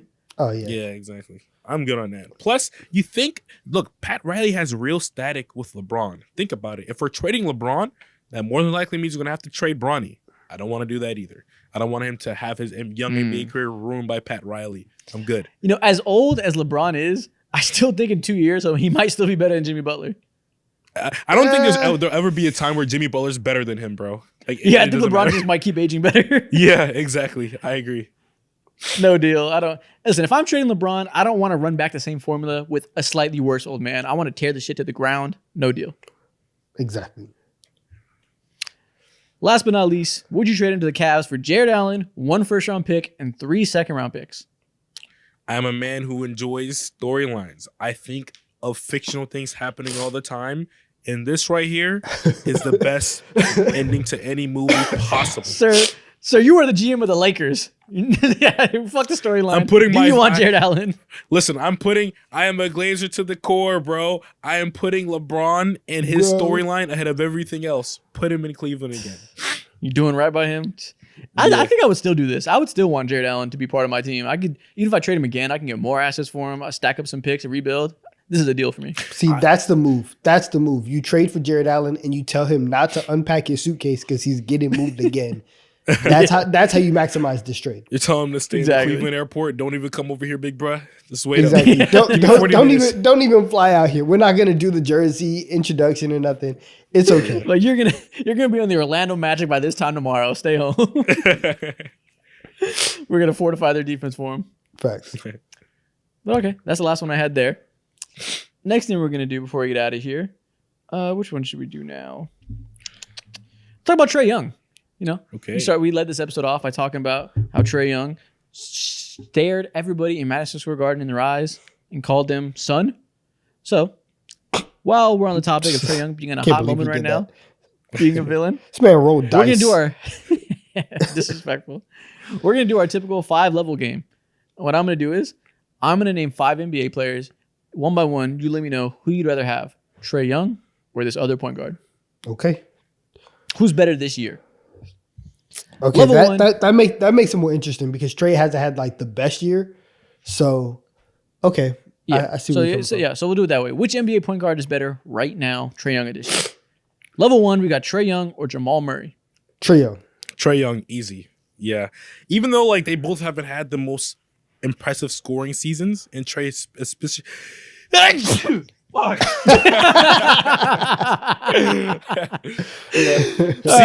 that? Even when I mentioned Jamal Murray, I just like talking. You get sick. Give me Trae. I get sick.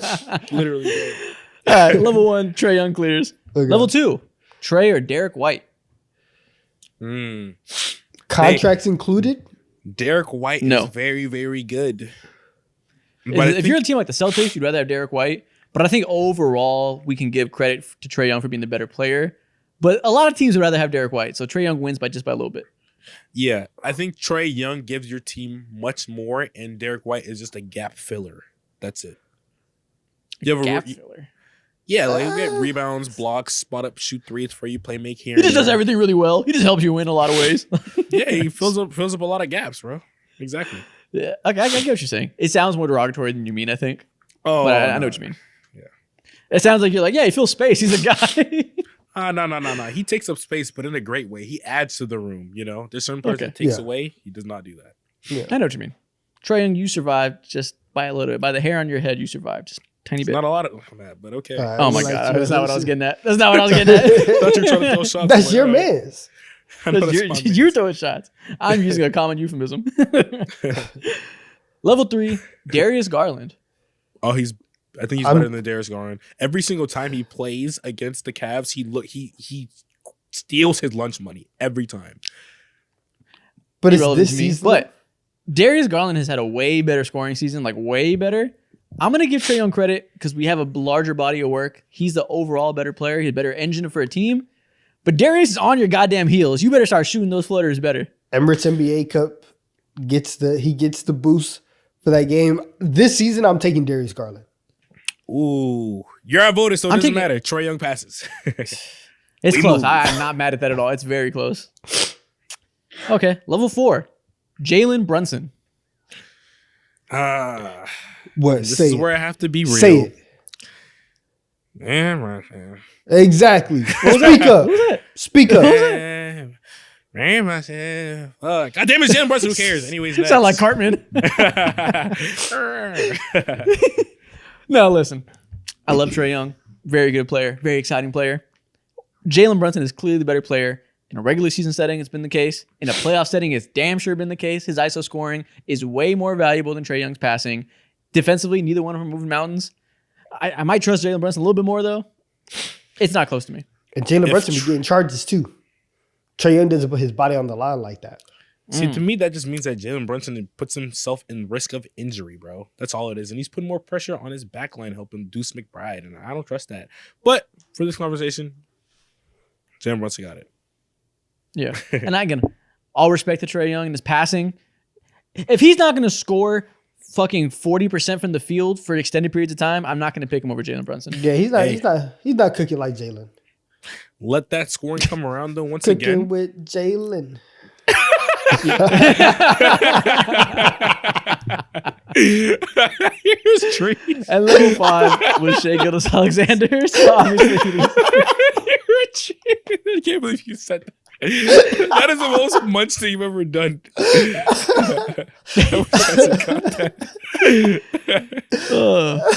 And this is the end of the episode. If you're still here, comment cooking with Jalen. Cooking with Just like that. Jalen. And use some little emojis.